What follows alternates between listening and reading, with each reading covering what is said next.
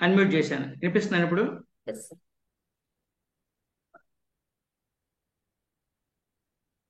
Okay అండి. ఆ, sir okay. మాట్లాడండి. ఆ, నేను నారాయణ కాలేజీలో సంస్కృత లెక్చరర్గా 29 years చేశాను. ఇంకొక 2 years వేరే కాలేజీలో చేశాను. మొత్తం టోటల్గా 31 years. ఇప్పుడు వేరే కాలేజీలో కన్హా కోచింగ్ సెంటర్లో చేస్తున్నాను సంస్కృత లెక్చరర్గా, ముచ్చింతల దగ్గర. అయితే ఇంతకుముందు కూడా స్పోకెన్ ఇంగ్లీష్ ఒక క్లాస్ చెప్పాను మన ఫ్రీ గురుకులు. వాళ్ళు చేసే సేవ అన్ని రకాలుగా సామాన్యమైనటువంటి ప్రజలందరికీ కూడా అవసరమైన వాళ్ళకి తక్కువ కాస్ట్తో చేసేట్టుగా చేస్తున్నారు ఫ్రీ గురుకులు వాళ్ళు. అది మాత్రం చాలా అభినందనీయం, చాలా సంతోషం. అందువల్ల నేను కూడా చెప్పాను ఒకసారి. కాబట్టి అందరూ ఉపయోగించుకోండి.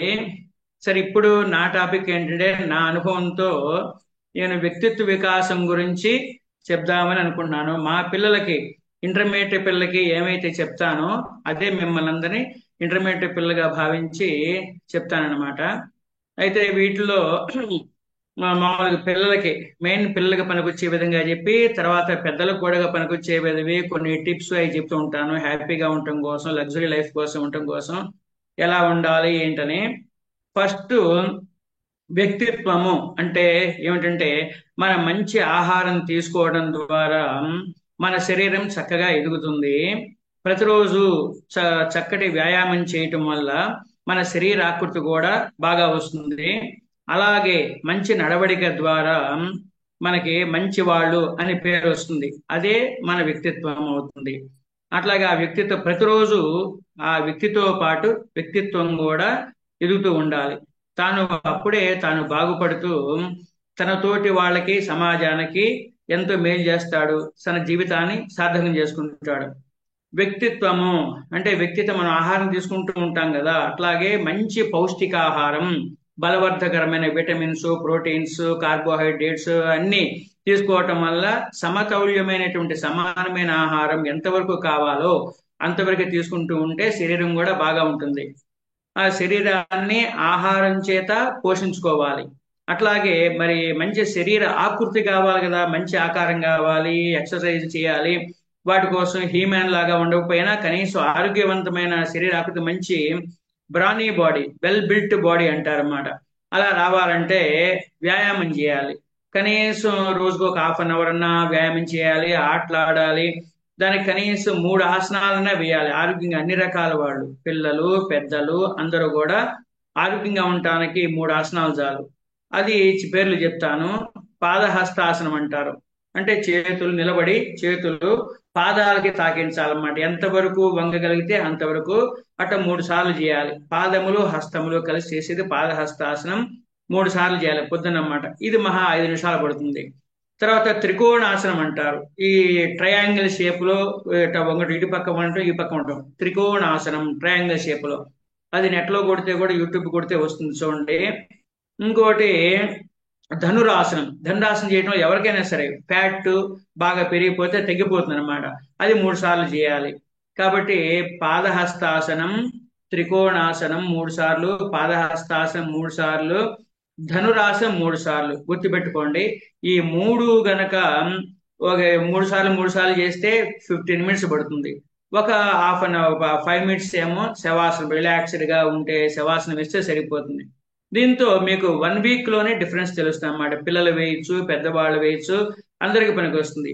కాబట్టి మనం ఆహారం చేత శరీరాన్ని పోషించుకుని వ్యాయామం చేత రక్షించుకోవాలి, ఆరోగ్యంగా ఉండాలి.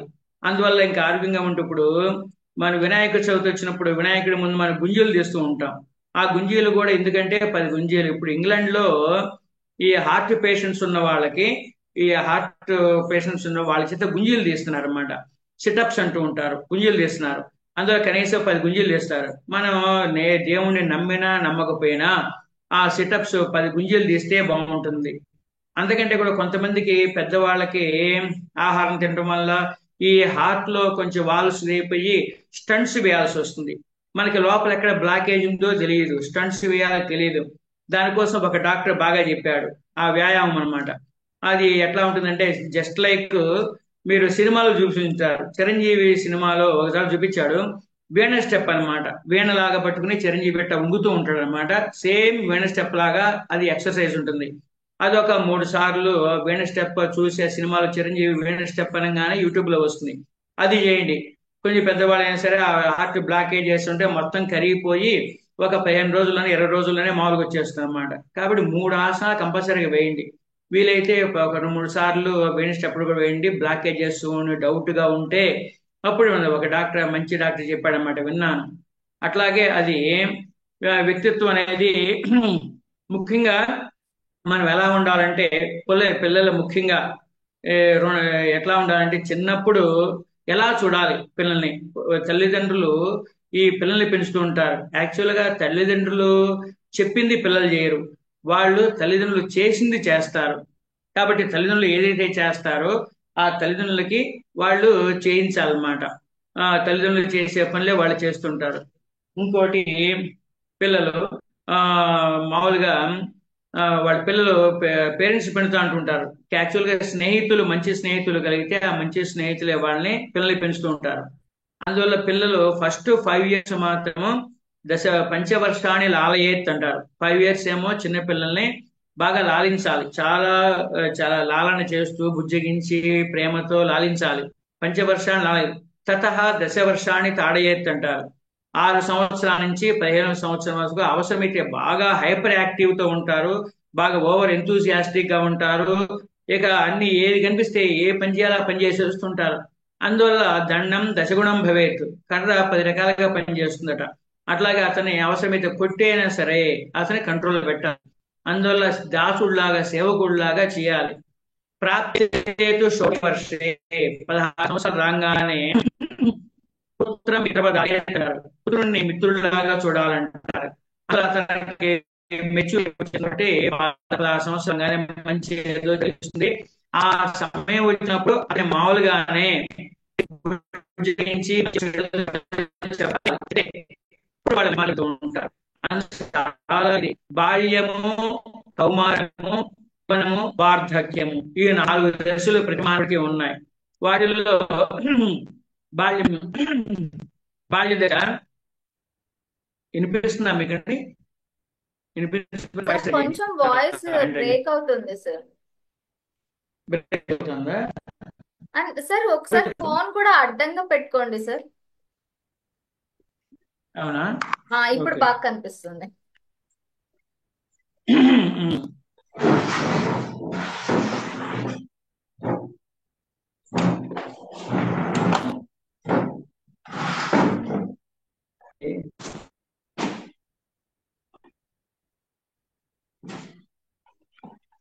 ఇక్కడ సిగ్నల్స్ రావట్లేదు.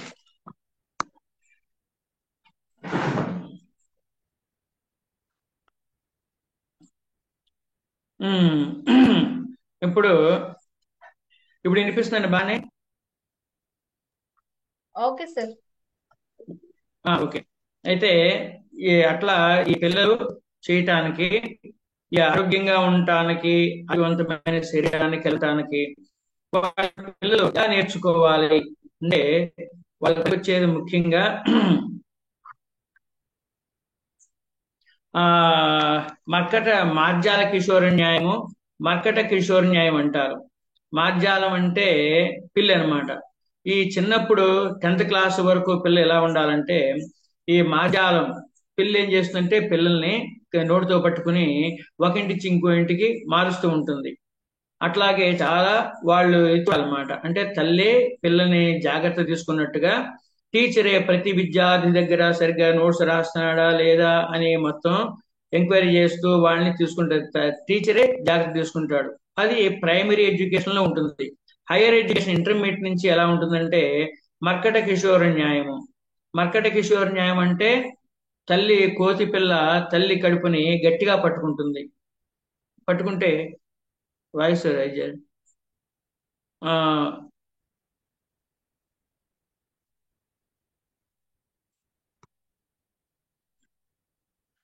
వాయిస్ బ్రేక్ అవుతుందా? ఉమ్. ఇక్కడ సిగ్నల్స్. ఇప్పుడు ఓకే సార్, ఇందాక బ్రేక్ అయింది, ఇప్పుడు ఓకే. Okay, okay. మర్కట కిషోర్ న్యాయం అంటే ఈ తల్లి వీళ్ళు ఆ,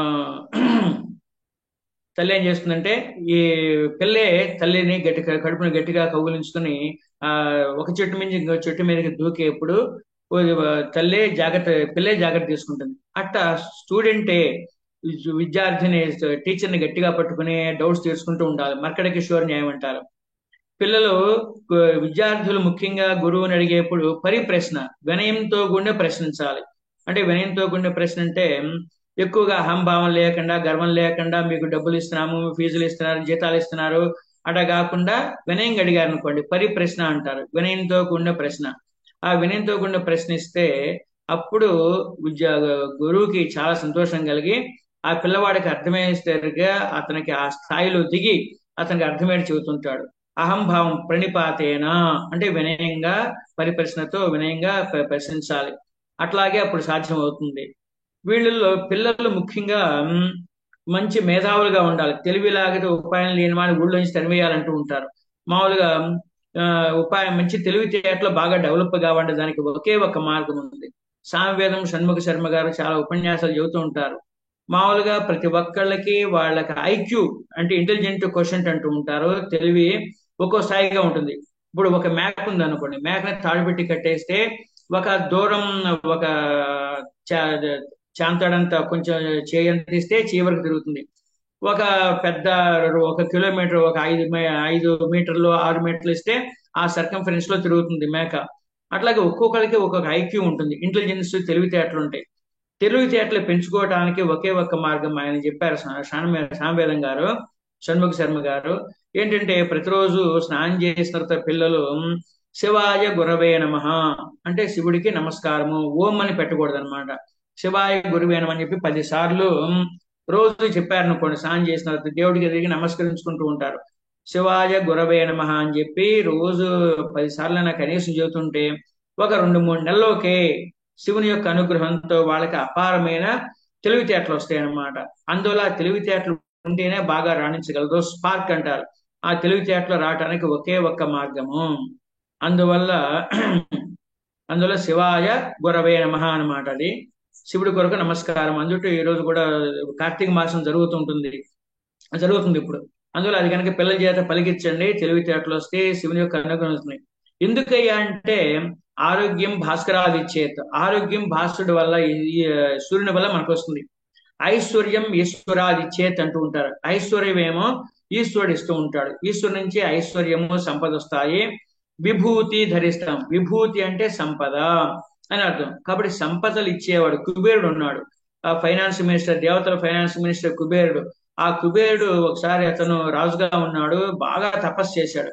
తపస్సు చేస్తే ఏ వరం కావాలి కోరుకోమని శివుణ్ణి అడగగానే అప్పుడు శివుణ్ణి ఏమడిగాడంటే ఆ కుబేరుడు, ఈశ్వర నీ డబ్బంతా సంపదంతా నాకిమ్మన్నాడు. సరే అని చెప్పి ఈశ్వరుడు ఇచ్చేశాడు. అందువల్లే పాపం పేదవాడైపోయాడు శివుడు అనమాట. కుబేరుడు యొక్క ఉన్న డబ్బంతా కూడా శివుని యొక్క ప్రసాదం, విభూతి. అందువల్ల ఆ ఈశ్వరుడు వెంటనే సత్యఫల ప్రదాయకుడు. మనస్సులో ఒకసారి అనుకోగానే వెంటనే వస్తుంది. ఉమ్ అట్లా లోకంలో కాబట్టి అట్లా శివుణ్ణి ప్రార్థించవచ్చు. ప్రార్థించి శివుణ్ణి ఆ అనుగ్రహంతో తెలివితేటలు బాగా సంపాదించవచ్చు.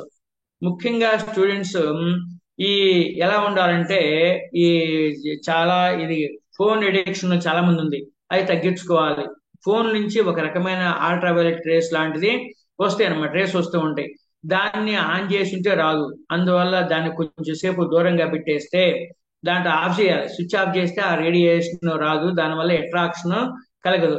అందులో ఎడిక్షన్ అయితే తప్పించుకుంటూ ఉంటారు. అందుకనే మన స్విచ్ ఆఫ్ చేయడం తప్ప ఏమీ లేదన్నమాట. సాధ్యంత వరకు ఫోన్ అడిక్షన్ వల్ల అయిపోతూ ఉంటారు. ఫోన్కి ఎంత దూరంగా ఉంటే వాళ్ళ లక్ష్యాలు అంత త్వరగా చేరుతూ ఉంటారు. గొప్ప గొప్ప వాళ్ళందరూ కూడా చిన్నప్పుడు చాలా కష్టపడ్డారు. కానీ చదువులో చాలా కష్టపడ్డారు. లాల్ బహదూర్ శాస్త్రి పేరే వినే ఉంటారు. ఆయన మనకి ప్రైమ్ మినిస్టర్ అన్నమాట. అయితే ఆ లాల్ బహదూర్ శాస్త్రి రోజు స్కూల్కి వెళ్ళటానికి పొద్దున పూట నదిని అట్లన్నీ కూడా పుస్తకాలకు వెనక కట్టుకుని, నది 2 మైళ్ళు అంత ఉందన్నమాట, క్రాస్ గా అడ్డంగా నదిని ఈది అవతలకి వెళ్ళేవాడు, స్కూల్కి వెళ్ళేవాడు అనమాట. అంత కష్టపడ్డాడు లాల్ బహదూర్ శాస్త్రి. అట్లా చాలా మంది చిన్నప్పుడు కష్టపడి శ్రమ ఏవ జయితే, శ్రమే జయిస్తుంది, కష్టే ఫలి, కష్టపడితేనే ఫలితం ఉంటుంది. నో పెయిన్స్ నో గెయిన్స్ అంటూ ఉంటారు. అంటే కష్టపడకుండా కాలైన వంగదు తప్పనిసరిగా. ఇందువల్ల ప్రతి ఒక్కళ్ళు మాక్సిమం భగవంతుడు అందరికీ అవకాశాలు ఇచ్చాడు. అవకాశాలు సద్వినియోగం చేసుకోవాలి. అందువల్ల ఎవరికి మనకి ఏది, సపోజ్ మనకి ఏ రాసి పెట్టాడో తెలియదు, నువ్వు నేను రాశాడు ఏం చదవాలో తెలియదు. ఒక పని చేయాల్సి వచ్చినప్పుడు ఏం చదవాలో తెలియదు కాబట్టి దాన్ని ఒకటే ఒక మార్గం, ఫస్ట్ మనం బాగు చేయాలి. విద్యార్థులు కూడా చేసే పొరపాట్లు రెక్టిఫై చేసుకోవాలి. దానికి ఒకే ఒక్క మార్గం ఏంటంటే పొద్దున పూట ఎర్లీ మార్నింగ్ 3:45 నుంచి 3:45 నుంచి 4:15 వరకు, అది బ్రాహ్మీ ముహూర్తం అంటారు. ఆ 3:45 నుంచి మెడిటేషన్ చేసేవాళ్ళు ఆ సమయంలో లేచి మెడిటేషన్ చేస్తుంటారు. ఎర్లీ మార్నింగ్ 3:45 నుంచి 4:15 వరకు. కనీసం అంత కాకపోయినా విద్యార్థులు వాళ్ళు ఎలాంటి వాళ్ళైనా సరే, మెమరీ పవర్ తక్కువ ఉన్నా సరే, లేకపోతే తెలివితేటల మందమతిగా ఉన్నా సరే, అంటే స్లో లెర్నర్ అయినా సరే, వాడు తెల్లవారుజాముగా 4 గంటలకు లేచి 6 వరకు 5:30, కనీసం 5:30 వరకన్నా చదివాడు అనుకోండి, 6 గంటల వరకు 1.5 అవర్ అన్న రోజు చదివితే ఇక తర్వాత మళ్ళీ పడుకోవచ్చు, పగల పడుకోవచ్చు, ఇబ్బంది లేదు. తెల్లవారుజామున ఆ సమయంలో చాలా మంది ఈ యోగులు ధ్యానం చేస్తూ ఉంటారు, ఋషులు తపస్సు చేస్తుంటారు, యోగులు ధ్యానం చేస్తుంటారు.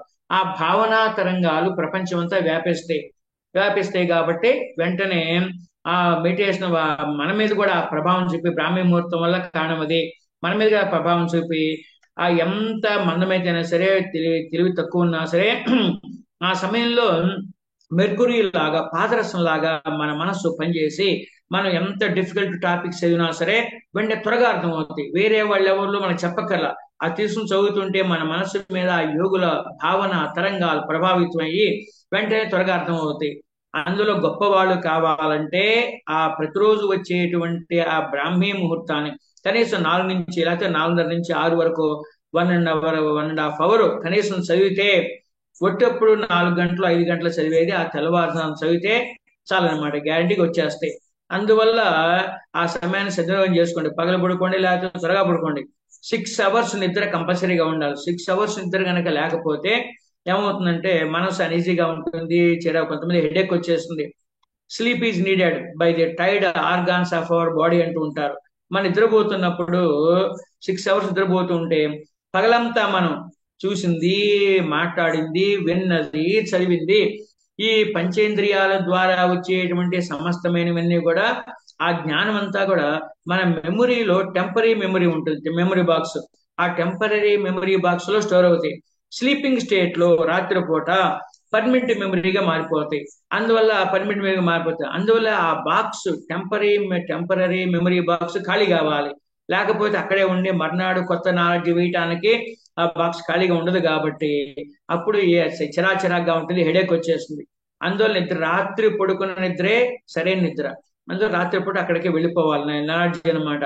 అందులో 6 అవర్స్ కంపల్సరీగా ఉండాలి. తెల్లవారుజామున లేచేవాడు.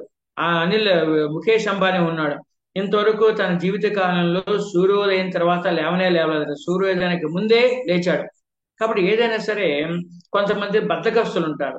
బద్ధకస్తులు ఉంటే వాళ్ళకి ఏం చేయాలి, కొంతమంది అనుభవజ్ఞులు, మంచి వాళ్ళు అనుభవజ్ఞులు, వాళ్ళ చేత వాళ్ళకి కౌన్సిలింగ్ ఇప్పించాలి. మంచి వాళ్ళ చేత కౌన్సిలింగ్ ఇప్పిస్తే, జ్ఞానులు చెప్పారనుకోండి, బాగా అనుభవజ్ఞులు, ఇది సలహాలు అడిగేప్పుడు కూడా ఎవరు పడితే వాళ్ళని సలహాలు అడగకూడదు.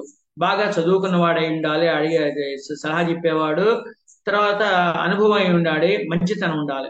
బాగా చదువుకుంటే థియరిటికల్ నాలెడ్జ్ ఉంటుంది, అనుభవం ఉంటే అప్పుడు ప్రాక్టికల్ నాలెడ్జ్ ఉంటుంది, మంచితనం ఉంటే ఆ మంచితనంతో కరెక్ట్ గా ఏది అవసరమో అది సలహా ఇస్తాడు.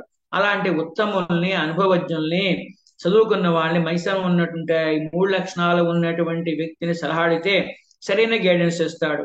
గురువు అంటే చదువు చెబుతుంటారు. మనకి వ్యక్తిత్వం అనేది పుస్తకాలు చదివితేనో, లేకపోతే క్లాసులో ఉన్నటువంటి స్కూల్ కరికులంలో వ్యక్తిత్వం రాదు.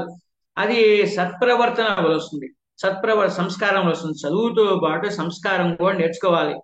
అందువల్ల విద్యా బుద్ధులు నేర్పంటూ ఉంటారు. నెపోలియన్ ఒకతున్నాడు రాజు పూర్వకాలంలో. ఆ నెపోలియన్ తన పిల్లాడు, తన కుమారుడు చదివేటువంటి స్కూల్ టీచర్ కి లెటర్ రాశాడు అనమాట. నెపోలియన్ లెటర్ అంటే వస్తుంది అనమాట నెట్ లో. తన పిల్లవాడికి చదువు రాకపోయినా పర్వాలేదు కానీ సంస్కారము కావాలి, సత్ప్రవర్తన, డెకోరం కావాలి, నేర్పించిన బాగా అని ఆ టీచర్కి రాశాడనమాట. కాబట్టి విద్యార్థులు తప్పనిసరిగా చదువుతో పాటు సంస్కారం కూడా నేర్చుకోవాలి. సంస్కారం ఎట్లా వస్తుంది? సత్ప్రవర్తన వస్తుంది. ఆ సత్ప్రవర్తన ఎవరు నేర్పుతారు? తల్లిదండ్రులు మొట్టమొదట, తర్వాత గురువు నేర్పుతాడు. అందులో వాళ్ళ వల్లే సాధ్యం అవుతుంది.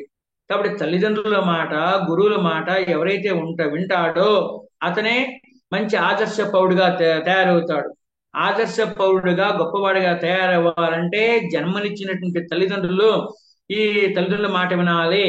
విద్యార్థుల కోసం లోకంలో గొప్ప ఆదర్శవంతమైనటువంటి ఒక ఏమిటి అంటే గురువు అన్నమాట. ఆ గురువు పొజిషన్, ఆ గురువు చెప్పేది కూడా వినాలి. మనం వెల్విషర్స్ కాబట్టి ఆ చెప్పే మాటలు వినాలి.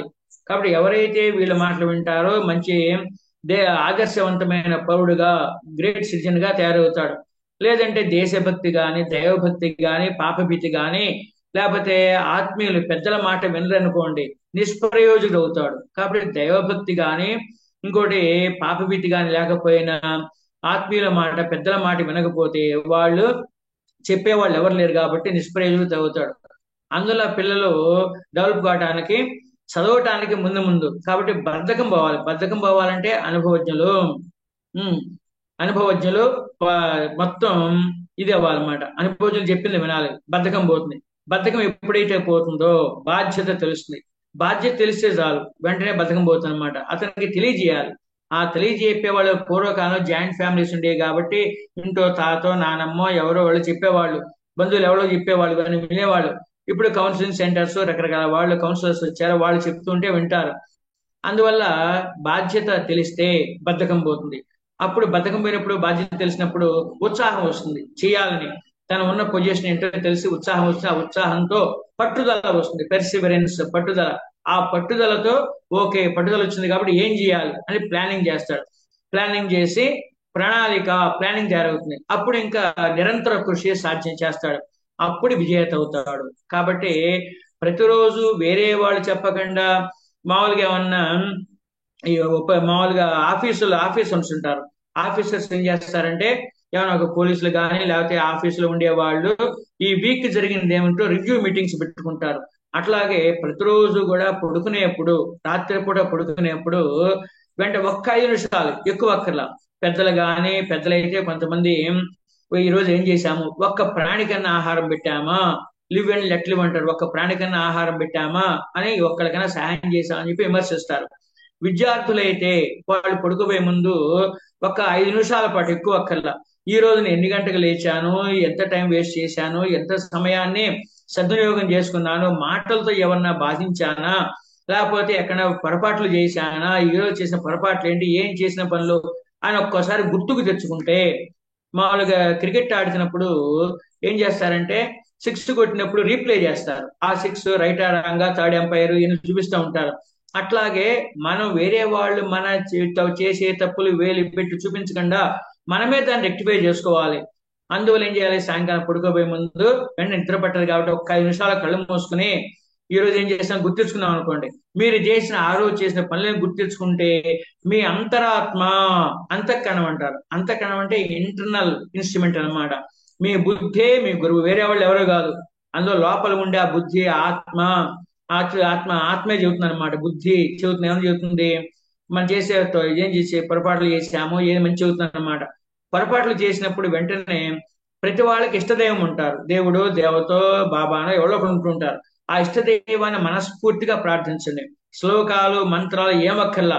ఓ భగవంతుడా, నేను ఈ పొరపాటు చేశాను కాబట్టి దయచేసి ఈ పొరపాటు మర్నాడు చేయకుండా చేయ స్వామి అని నిర్మల హృదయంతో, నిశ్చల బుద్ధితో, ఏకాగ్రతతో ఆ భగవంతుని పాదపద్మాలు లేకపోతే దేవుడి దేవత పాదపద్మాలు చూస్తూ మనసులో ఒక్కసారి ప్రార్థిస్తే వెంటనే మర్నాడు అది రిపిటేషన్ జరగబోతుంటే, అదే పని జరగబోతుంటే ఎవరో చెప్పినట్టుగా వెంటనే ఆ పని చేయకుండా ఉంటారు. అట్లా ప్రతిరోజు మనం చేసే పొరపాట్లు మనం చేసుకుంటూ ఉంటే, రెక్టిఫై చేసుకుంటూ ఉంటే, అప్పుడు మనలో పొరపాట్లు ఏమి చేయవు. ఎవరు వేలెత్తి చూపించడానికి కూడా ఆస్కారం లేదు. విద్యార్థి దశ ఉంటుంది. విద్యార్థి దశ సుఖం కోసం పట్టం కాదు. యవ్వనం వరకు బాల్యంలోనేమో చదువుకోవాలి బాగా, వేరే యావిగేషన్స్ ఏమి ఉండకూడదు. చదువుకోవడమే, చదువు చదువు చదువు. తర్వాత యవ్వనం అనేది వస్తుంది. యవ్వనం వచ్చి యవ్వనంలో పెళ్లి చేసుకుని సుఖపడుతూ ఉంటారు. సుఖాలనేది యవ్వనంలో అనిపించాలి. వార్ధక్యం ముసలితనంలోనేమో అప్పుడు నెక్స్ట్ మంచి జన్మ కోసం భగవత్ చింతన చేసుకుంటూ ఉండాలి. కాబట్టి దీంట్లో బాల్యంలో ఈ విద్యను ఎవరైతే సమయాన్ని సద్వినియోగం చేసుకుంటారో, పూర్వకాలంలో వీళ్ళున్నారు రఘువంశ మహారాజులు. శైశవేభ్యస్త విద్యానాం యవ్వనే విశేషిణాం వార్ధకే మునివృత్తీనాం యోగీనాం తే తనుత్యజాం అంటారు. యవ్వనంలో చిన్నప్పుడు బాల్యంలో అభ్యస్త విద్యానాం, శైశవము బాల్యంలో విద్యను అభ్యసించాలి. అట్లాగే చదువుకోవాలి కంపల్సరీగా. ఈ చదువుకుంటూ ఉంటే కొంతమంది వాళ్ళు రకరకాల అట్రాక్షన్స్, ఆలోచనలు ఇవన్నీ ఉంటూ ఉంటాయి అన్నమాట. చూసినప్పుడు ఆయన అట్రాక్షన్ తెప్పించుకోవాలి. అందువల్ల వీళ్ళు చదువుకోవటానికి మనకు గనక భగవంతుని గట్టిగా సాయంకాలం పడుకోబోయే కనుక అట్లా ప్రార్థించారనుకోండి, మీ పొరపాట్లు మీరే సరిదిద్దుకుంటూ ఉంటారు. కొంతమందికి అహంభావం ఉంటుంది. అహంకారం ఎట్లా పోగొట్టుకోవాలంటే దానికి కూడా ఒక మార్గం ఉంది. సాయంకాలం పూట సంధ్యా సమయంలో సూర్యుడు అస్తమిస్తూ ఉంటాడు. సూర్యుడు అస్తమిస్తుంటే అస్తమించే సమయంలో ఆకాశం అంతా ఎర్రగా మారుతుంది. ఎర్రగా మారితే ఆకాశం ఎర్రగైతే ఆ సమయంలో సూర్యకాంతి మేఘాల మీద పడి ఎర్రని మేఘాలు కనిపిస్తూ ఉంటాయి. ఆ సమయంలో మనం సాయం సంధ్యని అబ్జర్వ్ చేయాలి. అబ్జర్వ్ చేస్తే ఇప్పటికి కూడా రామేశ్వరంలో చాలా మంది సూర్యుడు అస్తమించే సమయానికి, సూర్యుడు ఉదయించే సమయానికి సముద్రంలో వచ్చి అక్కడ చూస్తూ ఉంటారు. సముద్రం దగ్గరికి చూస్తుంటారు. ఒక పెద్ద ఎర్రని బంతి సముద్రంలోకి వెళ్ళిపోతున్నట్టుగాను, మర్నాడు ఉదయం ఎర్రని బంతి ఆకాశంలో చూస్తున్నట్టుగా అందమైన సూర్యోదయాలు, సూర్యాస్తమయాలు రామేశ్వరంలో చూస్తూ ఉంటారు. అట్లా మనం గనక అట్లా కాకపోయినా మనం మేడ మీదకి వెళ్ళిపోయి ఆకాశం చూస్తూ ఉంటే ఆ మేఘాలు రకరకాల షేపుల్లో ఉంటాయి. ఏనుగులాగాను, పాములాగాను, గుర్రంలాగాను, పాములాగా రకరకాల షేపులు కనిపిస్తూ ఉంటాయి. మనం ఏమనుకుంటామో అట్లా మేఘాలు కనిపిస్తూ ఉంటాయి. అందంగా ఉంటుంది. ఎర్రని మేఘాలు ఆ వినీల ఆకాశంలో అట్లా కనిపించేసరికి మనస్సు ఆనందంతో పరవశిస్తుంది. అది చేయాల్సింది. కొంతసేపు అయిన తర్వాత అరుణుడు అంటే ఎర్రతనం తగ్గిపోయిన తర్వాత నల్లని ఆకాశం కనిపిస్తుంది. ఆ బ్లూ కలర్ లో కనిపించేసరికి ఆ నక్షత్రాలు చూసి, ఈ నక్షత్రాల్లో మన భూమి ఎంత, మన భూమిలో మన ఈ ఇండియా ఎంత, భారతదేశం ఎంత, దాంట్లో మన రాష్ట్రం ఎంత, మన ఇండియా ఎంత, మన ఊరెంత అని చెప్పి దాంట్లో మనం ఎంత, మనం తెలుసుకోవాలి. ఈ విశాల విశ్వంలో మనం తెలిసింది చాలా కొద్దిగా ఉంది. తెలుసుకోవాల్సింది చాలా చాలా ఉంది. నాకు తెలిసిన ఈ కొద్దిపాటి జ్ఞానానికే నేను అహంకరించాల్సిన అవసరం లేదు, గర్వం చెందాల్సిన అవసరం లేదని చెప్పి ప్రారంభ దశలో విద్యార్థులకు ప్రారంభ దశలో ఉన్నటువంటి అహంకారం ఆ సాయం సంధ్య ద్వారా, అబ్జర్వేషన్ ద్వారా తగ్గిపోతుంది. అది ఇప్పటికీ కూడా చిత్తూరు దగ్గర ఋషి వ్యాలీ అనే ఒక స్కూల్ ఉందన్నమాట. నేను వెళ్ళాను ఒకసారి అక్కడికి.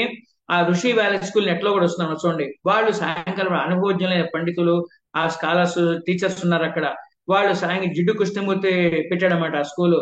అయితే ఆయన ఆ స్కూల్లో ఉన్న అందరినీ, బాగా డబ్బున్న వాళ్ళు, వ్యాపారవేత్తలు వీళ్ళున్నారు, వాళ్ళు గొప్ప గొప్ప వాళ్ళు, అందరి పిల్లల్ని అక్కడ చేర్పిస్తూ ఉంటారు. అయితే అది తీసుకెళ్లిపోయి పెద్ద ఒక రాక్ ఉంది. ఆ రాక్ తీసుకెళ్లిపోయి కూర్చోబెట్టి ఒక హాఫ్ అన్ అవర్ మొత్తం సాయంకాలం పూట అబ్జర్వ్ చేస్తుంటారు. అది జరుగుతుంది. కనీసం మనం ఎంతో సహజమైనటువంటి ఆ అందాలని మిస్ అవుతున్నాం అనమాట. నిజమైన అందాలను సూర్యాస్తమయంలో ఉంటాం. దానివల్ల మనకి విచారణ కలిగే మన స్థితి ఏంటో తెలుస్తుంది. అహంకారం పోతుంది. కాబట్టి అట్లా చేయొచ్చు. సరే, ఇది ఒకటే సరిపోతుంది. చదువుతూ కాన్సన్ట్రేషన్ చేసినప్పుడు, బాగా చదువుతున్నప్పుడు దాంతో పాటు వాళ్ళు ఎలా ప్రవర్తించాలి, ఎలా ఉండాలని చెప్పి వ్యక్తిత్వం కూడా పెరగాలి. వ్యక్తిత్వం ఎప్పుడు వస్తుంది? మంచి పనులు చేస్తేనే వస్తుంది. మంచి పనులు అంటే ఎవరు చెబుతారంటే తల్లిదండ్రులు చెప్పిన మాటలు వినాలి. ఎందుకంటే జన్మనిచ్చింది వాళ్ళు. అందువల్ల వాళ్ళ మాట తప్పనిసరిగా మనం ఎక్కినసరిగా వాళ్ళని ధిక్కరించకుండా గురువులు చెప్పే మన వెల్విషర్స్ కాబట్టి మన మంచి కోసం చెబుతూ ఉంటారు. అందువల్ల అలాంటి మాటలు, వాళ్ళ మాటలు పట్టించుకోవాలి, ధిక్కరించకుండా వాళ్ళు వినాలి. అందువల్ల సత్ప్రవర్తన వల్ల సంస్కారం వస్తుందన్నాను. ఆ వాళ్ళు చెప్పే మాటల పద్ధతులు ఎలా ఉండాలి, ఇంట్లో ఎలా ఉండాలి, బట్టలు ఎట్లా ధరించాలి, ఎలా మాట్లాడాలి, ఎలా పద్ధతిగా ఉండాలి, అహంకారం ఉండకూడదు, అన్ని పద్ధతులు అవి తప్పనిసరిగా పాటించాలి. అయితే మనిషి ఆదర్శ పౌరుడుగా మారటానికి ఇదొక్కటే సరిపోదు. వాటికి సూక్తులు, సుభాషితాల పేరు వినే ఉంటారు మీరు.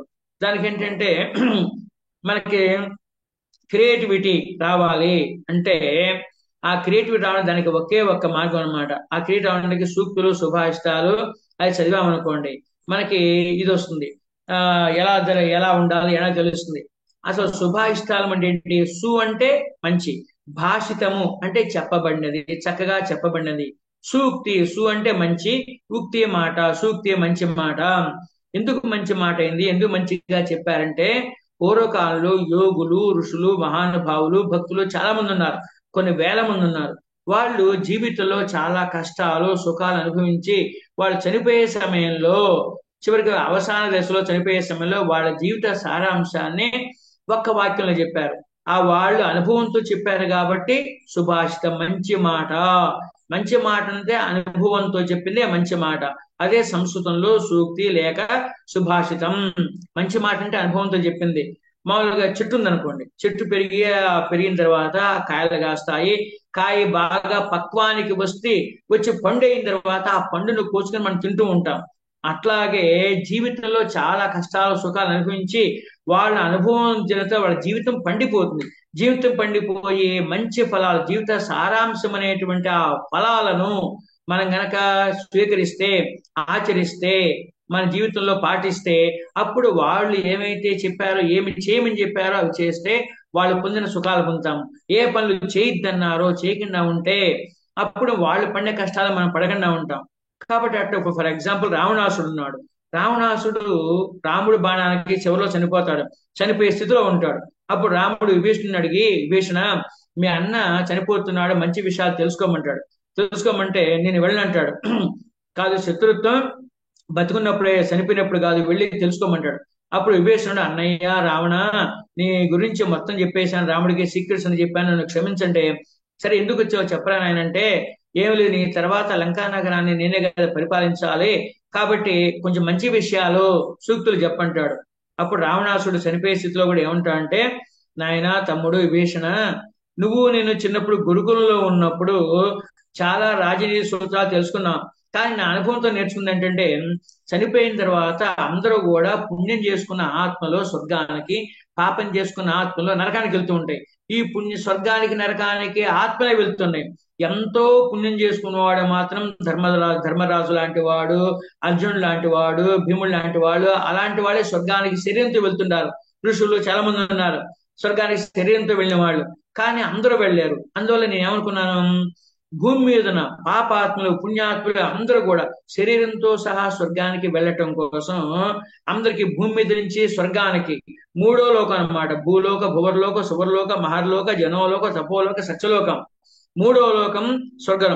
కాబట్టి మూడో లోకం ఇక్కడి నుంచి మెట్లు కొడదాం అనుకున్నాను. భూమి నుంచి స్వర్గానికి డైరెక్ట్ గా స్టేర్ కేస్ మెట్లు కడదాం అనుకున్నాను. రేపు కడదాం, రేపు మాపు పోస్ట్పోన్ చేసుకుంటూ వచ్చాను.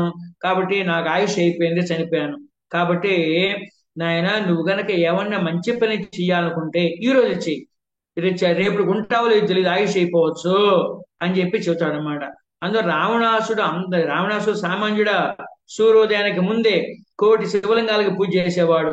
వేదానికి ఘన జట అనే ప్రత్యేకమైన స్టైల్ రాశాడు. తన 14 లోకాలు జయించాడు. తన రాజసింహాసనం మీద కూర్చునేప్పుడు లంకా నగరంలో తన సింహాసనం మీద కూర్చునేప్పుడు ఆ సభలో ఈ మెట్ల మీద నవగ్రహాలు పడుకోబెట్టి వాళ్ళ వీపుల మీదకి వెళ్ళిపోయి నడిచి సింహాసనం కూర్చునేవాడు. అలాంటి వాడు ఆయుష్ అయిపోయి చనిపోయాడు. కాబట్టి మంచి పని ఎప్పుడే చెయ్యి, ఆ రోజు చెయ్యి, ఎప్పుడే చెయ్యి. చెడ్డ పని పోస్ట్ పని చేయి, నువ్వు చేయకపోవచ్చు, పోస్ట్ పని చేస్తావు కాబట్టి జరగకపోవచ్చు అని చెప్పి రావణాసుడు అంత అనుభవం చెప్పిన ఆ సూక్తి, ఆ సుభాషితము వచ్చింది. కాబట్టి సూక్తులు కొటేషన్స్ ఇంగ్లీష్ లో ఉన్నాయి, హిందీలో ఉన్నాయి, తెలుగులో ఉన్నాయి. అవి చదువుతూ ఉంటే అయ్యా బాగున్నాయి అని చెప్పి చాలా మంది కొటేషన్స్ తీసుకుంటారు. మనిషి బాగుపడటానికి ఎక్కువ అక్కర్లా, 100 సూక్తులు. ఆ సూక్తి చెప్పిన వ్యక్తి, అతని గురించి మనకు తెలిసినా తెలియపోయినా మనకు సమస్య లేదు. ఆ సూక్తిలో మంచి మాటలే మనకు కావాలి. గ్రంథస్థం చేశారు, చాలా పుస్తకాలు దొరుకుతాయి. కాబట్టి అవన్నీ కూడా అవే సామెతలు కూడా వచ్చినాయి అన్నమాట. అవి కనుక 100 గనక మనం తీసుకుని జీవితం ఇంప్లిమెంట్ చేసామనుకో, వెంటనే మనం కూడా గొప్ప ఆదర్శపడుగా తయారవుతాం. ఈ విషయం తెలుసుకుని కవులు కవులు వెంటనే ఏం చేస్తారంటే, సుమతి శతకము, సుమతి శతకము, దాశరథి శతకము, తర్వాత వేమన శతకము, ఇట్లా కుమారి శతకము, చాలా శతకాలు రాశారు. ఏదో ఒక్క శతకాన్ని తీసుకుని చిన్నప్పుడు పద్యాలు బైహాట్ చేశాడు. ఉప్పు కప్పురంబు ఒక్క పోలికరుండు, చూడ రుచులు జాడవేరు, పురుషులందు పుణ్య పురుషులు వేరయ్య, విశ్వదాభిరామ వినరవేమ అంటూ ఉంటారు. అందువల్ల ఈ వ్యక్తిత్వం, కాబట్టి ఆ సూక్తులు చదవటం వల్ల మనం ఎలా ప్రవర్తించాలి, ఏం పని చేయాలి, ఏది మంచో ఏది చెడో తెలుస్తుంది.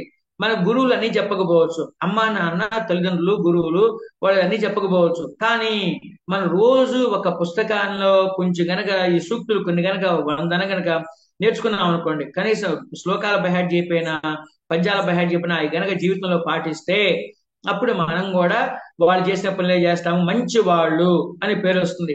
మనం మంచి వాళ్ళతో కలిసి ఉన్నాం అనుకోండి, ఆటోమేటిక్గా మనకు కూడా మంచి వాళ్ళని పేరు వచ్చేస్తుంది. మనం ఎంత మంచి వాళ్ళైనా చెడ్డ వాళ్ళతో కలిసి ఉన్నాం అనుకోండి, వాడు చెడ్డ వాళ్ళతో కలిసి ఉండి చెడ్డవాడు అంటారు. భారతంలో ఉన్నారు చూడండి, దుష్ట చతుష్టయం అంటారు, నలుగురు చెడ్డవాళ్ళు ఉన్నారు.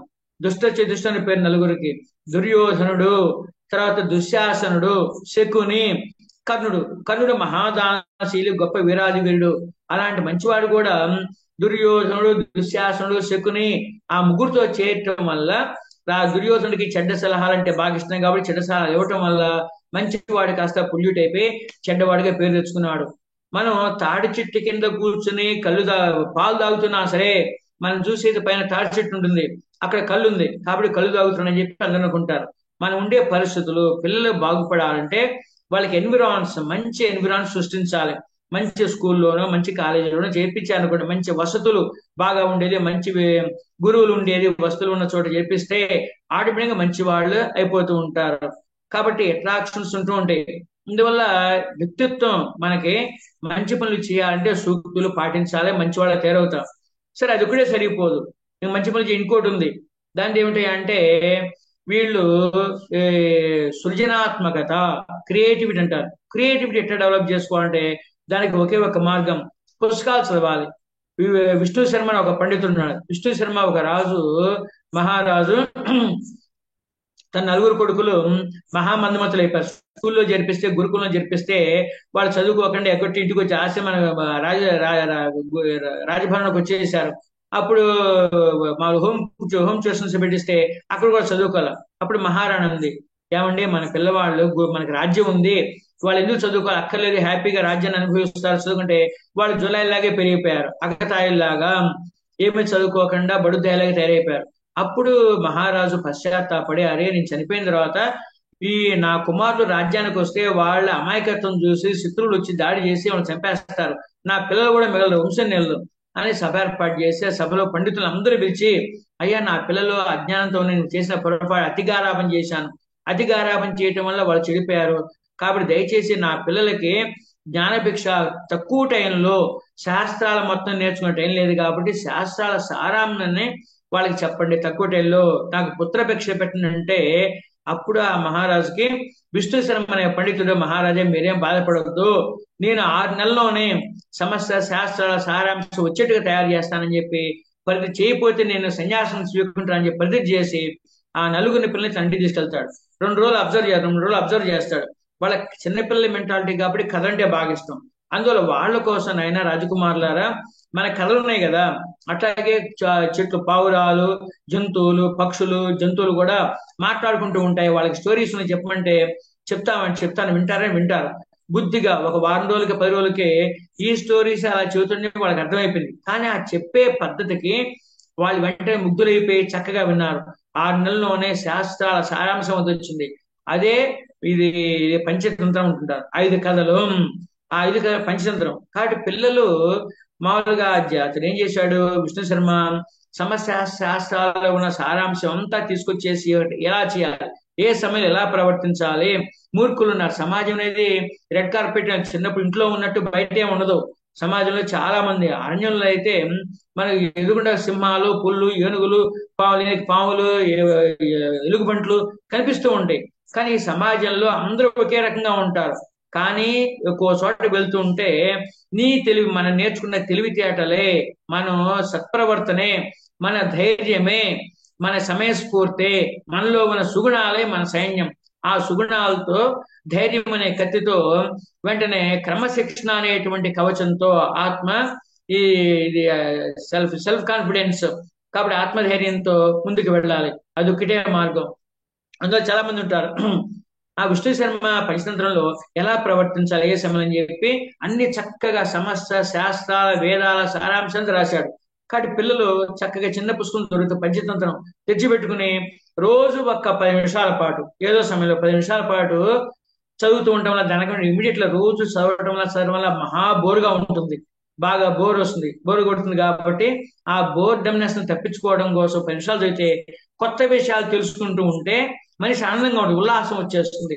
వెంటనే ఉల్లాసం కలుగుతూ రోజు చదవటం వల్ల, ఆ స్టోరీస్ ఇంట్రెస్ట్ గా చదవటం వల్ల వెంటనే మనకు కూడా ఎన్నో ఏ సమయం ఎలా ప్రవర్తించాలని చెప్పి ఈ పద్ధతి మంచి ఆదర్శ పౌరుడుగా తయారవుతాడు. క్రియేటివిటీ కూడా వచ్చేస్తుంది. పుస్తకాలు చదవాలి బాగా. పుస్తకాలు చదవటం వల్ల ఆ పుస్తకాలు చదవటం వల్ల వెంటనే ఆ క్రియేటివిటీ వచ్చేస్తుంది. రామాయణము, మహాభారతము, వీళ్ళు కొంతమంది ఈ గిన్నిస్ బుక్ రికార్డ్స్ అంటూ ఉంటారు, లిమ్కా అవార్డ్స్ ఉంటుంటారు, అవి అంటుంటారు. అవన్నీ కాదు.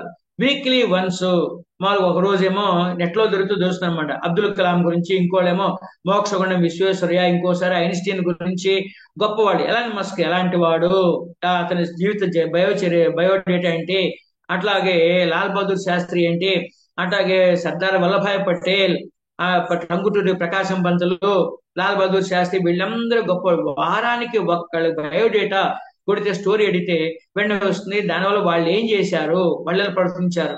కాబట్టి గొప్ప వాళ్ళ చరిత్రలు చదవటం వల్ల, బోల్డ్ స్టోరీస్ చదవడం వల్ల వాళ్ళకి ఇన్స్పిరేషన్ అన్నమాట. మనం మంచి వాళ్ళ సహవాసం చేయాలి. మంచి స్నేహితుడు మనకి ఒక మంచి గ్రంథం లాంటి వాడు. అన్ని పుస్తకాలు మంచి చెప్పేవాళ్ళు కొంతమంది ఉంటారు, ఉండరు. ఒక మంచి స్నేహితుడు అయితే మంచి గ్రంథాలయం లాంటి వాడు. మంచి చెప్పేవాళ్ళు ఎవరుంటారు, ఇప్పుడు ఉండకపోవచ్చు. అందువల్ల పుస్తకాలు చదివితే, నెంబర్ ఆఫ్ బుక్స్ చదివితే దాంట్లో ఉన్న క్యారెక్టర్స్ అన్ని కూడా, ఆ స్టోరీస్, ఆలోచన సరళి, మంచి వాళ్ళు ఆలోచించడం వల్ల ఎలా ఉన్నారు, చెడ్డవాళ్ళు ఆలోచన ఎలా ఉన్నారు, ఇన్ని తెలిసి మనసు మీద ప్రభావం చూపి మనం కూడా అలాంటి సిచ్యువేషన్ మన జీవితంలో వచ్చినప్పుడు మనం కూడా అలాగే రియాక్ట్ అయిపోయి మనం మంచి పనులే చేస్తాం, చెడ్డ పనులు చేయము. కాబట్టి మంచి చెప్పటానికి ఎవరిలో ఒకళ్ళు మన స్నేహితులు ఉండాలి. స్నేహితులు గొప్ప వాళ్ళు ఎవరు లేరు. గొప్ప వాళ్ళు రాసిన ఆ పుస్తకాలనే కాదు, ఆ పుస్తకాలే మంచి స్నేహితులు. అందులో చిరిగిపోయిన చొక్కాయని వేసుకో, కానీ ఒక మంచి పుస్తకం కొనుక్కోండి, వెంటనే చదువుకోవచ్చు, తర్వాత సమయం ఉన్నప్పుడు చదువుతూ ఉండాలి. కాబట్టి పుస్తకాలు, స్టోరీ బుక్స్ చదివితే క్రియేటివిటీ, చందమామ కథలు, కాశీ విచిత్ర కాశీ మజిలీ కథలు, కథా సరిత్ సాగర్ కథలు, రామాయణం, మహాభారతము, ఈ కుమార సంభవము, రఘువంశం లాంటి కావ్యాలు ఏదో తీసుకుని చదువుతుంటే, మన ఫ్రీ గురుకుల యాప్ లో ఉంది కదా, దీంట్లో బోల్డ్ అనే పుస్తకాలు ఉన్నాయి. చూడండి, 3500 పుస్తకాలు ఉన్నాయి. అన్ని కావ్యాలు, పురాణాలు, పర్సనల్ డెవలప్మెంట్ గురించి అన్ని ఉన్నాయి. ఆ దాంట్లో కూడా తీసుకుని చదువుతున్నారు అనుకోండి, రోజుకు తీసుకుని డెవలప్ చేసుకుని చదివితే మీకు ఇష్టమైంది రామాయణ ఒక్కటి చదివినా రాముడు మంచి బావుడు అన్నట్టుగా గ్యారంటీగా మంచివాడుగా తయారవుతాడు అనమాట. కాబట్టి 10 నిమిషాల పాటు చదివేటువంటి ఒక హ్యాబిట్ మీరు తయారు చేసుకోండి అనమాట, అలవాటు చేసుకోండి. అప్పుడే క్రియేటివిటీ. సూక్తులు, సుభాషితాలు గనక మనం 100 నేర్చుకుని అది ఏం చెప్పాడు కంటెంటే తీసుకుని దాన్ని ఆచరిస్తే మనం ఆదర్శ పౌరులుగా తయారవుతాము. సందర్భానుసారము మన చెడ్డవాళ్ళు ఎలా ప్రవర్తించాలి, క్రియేటివిటీకి ఎవరితో ఎలా మెలగాలి, సభ్యత, సంస్కారము, సత్ప్రవర్తన, ఈ సంస్కారము రావాలంటే మనం ఇక్కడ పుస్తకాలు చదవటం తప్ప, స్టోరీస్ తెలుసుకోవడం తప్ప వేరే మార్గం లేదు. అందువల్ల రఘువంశంలో దిలీప్ మహారాజు నుంచి కాళిదాసు మహాకవి, దిలీప్ మహారాజు నుంచి ఆ తర్వాత ఇతను అగ్నిపర్ణ మహారాజు నుంచి దిలీప్ మహారాజు నుంచి అగ్నిపర్ణ మహారాజు వరకు 21 మంది రాజుల చరిత్ర, మచ్చలేని సూర్యంశ రాజుల చరిత్ర ఇప్పుడు వాళ్ళు ఎట్టా జీవించారు, మోడల్ పర్సన్స్ అన్నమాట. మనకు ఆదర్శంగా ఉండాలి, మనం మాట్లాడే మాటలు కూడా ఆదర్శంగా ఉండాలి. అందువల్ల మన గొప్ప వాళ్ళ అనుకోండి, ఊరిని చెట్టు బాగా ఎదిగింది అనుకోండి, చెట్టు బాగా పెరిగితే అప్పుడే పండ్లు ఇస్తుంది. స్వయం తీర్త్వ పరాంస్థారయితు. ఫస్ట్ నువ్వు ఉద్ధరించుకో, తర్వాత సమాజాన్ని ఉద్ధరించు. ఉద్ధరేదాత్మదాత్మానం, భగవద్గీత చెబుతుంటాడు. ఫస్ట్ నిన్ను నువ్వు ఉద్ధరించుకో, తర్వాత వస్తుందన్నమాట. అందులో ఎప్పుడైనా సరే మనం సరి చూసుకుని మనం బాగా పైకి ఎదిగితే అప్పుడు మనం పండుస్తాం. మనకు సంపాదించిన ఆ డబ్బు, ఆ పరపతి, గౌరవము, ఆ జ్ఞానము, ఆ గౌరవంతో చాలా మందికి సాయం చేయొచ్చు. కొన్ని 100 మందికి కాదు, 1000 మందికి, లక్షల మందికి సాయం చేయొచ్చు. మనం ఫస్ట్ డెవలప్ కావాలి. కాబట్టి we have to mould our self only. మనమనే బాగు చేసుకోవాలి, వేరే వాళ్ళు ఎవరు బాగు చేయరు. అయితే మన జీవన ప్రయాణంలో కొంతమంది మనం ఏదైనా సరే రిలే చేస్తుండాలి, ఒక పరిస్థితి అనాలిసిస్ చేసేయాలి. సో మనకి తెలియదు అనుకోండి, తెలియనప్పుడు పెద్దవాళ్ళని ఏమైనా అడుగుతూ ఉండాలి. కొంతమంది అయితే చిన్న చిన్న కారణాలకి ఆత్మహత్య చేసుకుంటూ ఉంటారు. పిల్లలు ముఖ్యంగా 10th క్లాస్ పిల్లలు కూడా ఫెయిల్ అయిపోయిన ఆత్మహత్య చేసుకున్నారు. ఒక 4 years బ్యాక్, 2 years బ్యాక్ ఈ ఇంటర్మీడియట్ ఫెయిల్ అయితే ఫస్ట్ చాలా మంది ఆత్మహత్య చేసుకున్నారు. చిన్న కారణానికి అమ్మ కొట్టిందనో, లేకపోతే సెల్ ఫోన్ అమ్మ లాక్కుందనో, నాన్న లాక్కున్నాడో, తిట్టాడని చెప్పి, లేకపోతే ప్రియురాలు హ్యాండ్ ఇచ్చిందనో, ఏదో టీచర్ కొట్టిందనో, ఏదో చిన్న కారణానికి ఫెయిల్ అయినా కూడా, ఎందుకంటే కారణం చిన్నదే. వాళ్ళు లోకంలో ఆత్మహత్య చేసుకుంటే ఆత్మహత్య మహాపాతకం అన్నారు. ఎందుకు మహాపాతకం అంటే, మనం ఒక చోట నుంచి ఇంకో చోటకి వెళ్ళినప్పుడు మామూలుగా ఆత్మహత్య చేసుకుంటే తల్లి గర్భంలో ఎందుకు మహాపాపం అని చేద్దామాట. మన తల్లి గర్భంలో ఉన్నప్పుడే 6వ నెలలోనే వెంటనే భగవంతుడు బ్రహ్మదేవుడు కనిపించి ఆ నుదుటిన నసీబు రాస్తాడు. ఆ నసీబు రాస్తే విద్యా విత్తం ఆయు కర్మ నిధనంచ సృజ్యంతే గర్భస్థ సేవ దేహిన. మనం ఎన్ని సుఖాలు పడాలి, ఎన్ని పొందాలి, ఎన్ని కష్టాలు పడాలి, ఆ నుదుటిని రాసేస్తాడు. ఏ విద్య ఏం చదవాలి, ఆయుహు విత్తం అంటే డబ్బెంత సంపాదించాలి, అట్లాగే ఆయుర్దాయము మనకి ఎంతకాలం జీవించాలి. ఆయుర్దాయం ఎట్లా రాస్తా అంటే భగవంతుడు మనకి కొన్ని వాచెస్ ఉంటాయి అన్నమాట, డిజిటల్ వాచెస్. అట్లాగే మీటర్స్, కరెంట్ మీటర్ రీడింగ్ కలుస్తుంది, మెరుతుంటాయి. అట్లాగే డిసెండింగ్ ఆర్డర్ ఉంటాయి. ఈ జీవుడు బతికిన తర్వాత పుట్టిన నుంచి చనిపోయే సమయంలో ఈ నుదుటిన ఇన్ని లక్షల ఇన్ని సార్లు శ్వాసించాలి, శ్వాస రూపేణ నెంబర్ రాసేస్తాడు. ఆ ఒక శ్వాస తగ్గిపోయింది అనుకో మాకు ఆయుష్ తగ్గిపోతుంది.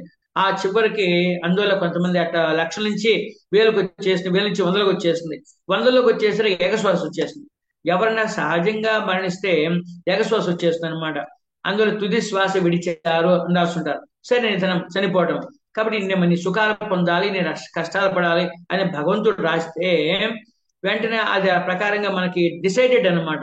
ఎవరంటే వెంటనే ఈ రాసినప్పుడు, ఈ నుడి రాసినప్పుడు పుట్టిన వెంటనే ఆ చనిపోయినప్పుడు ఆ సపోజ్ ఏ 10th క్లాస్ లోనో, లేకపోతే ఇంటర్మీడియట్ లోనో, లేకపోతే 20 years 30 years వాళ్ళు ఆత్మహత్య చేసుకుందాం అనుకోండి.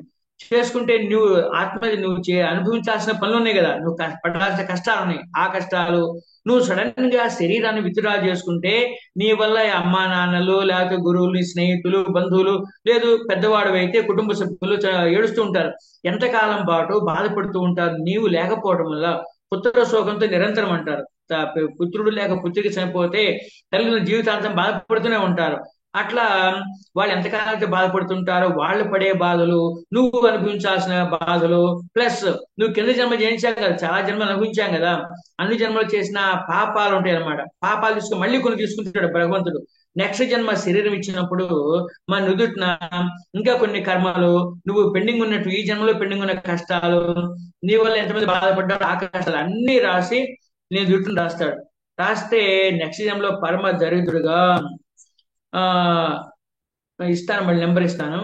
అట్లాగే దీంట్లో నెంబర్ ఇచ్చి రాస్తాడు.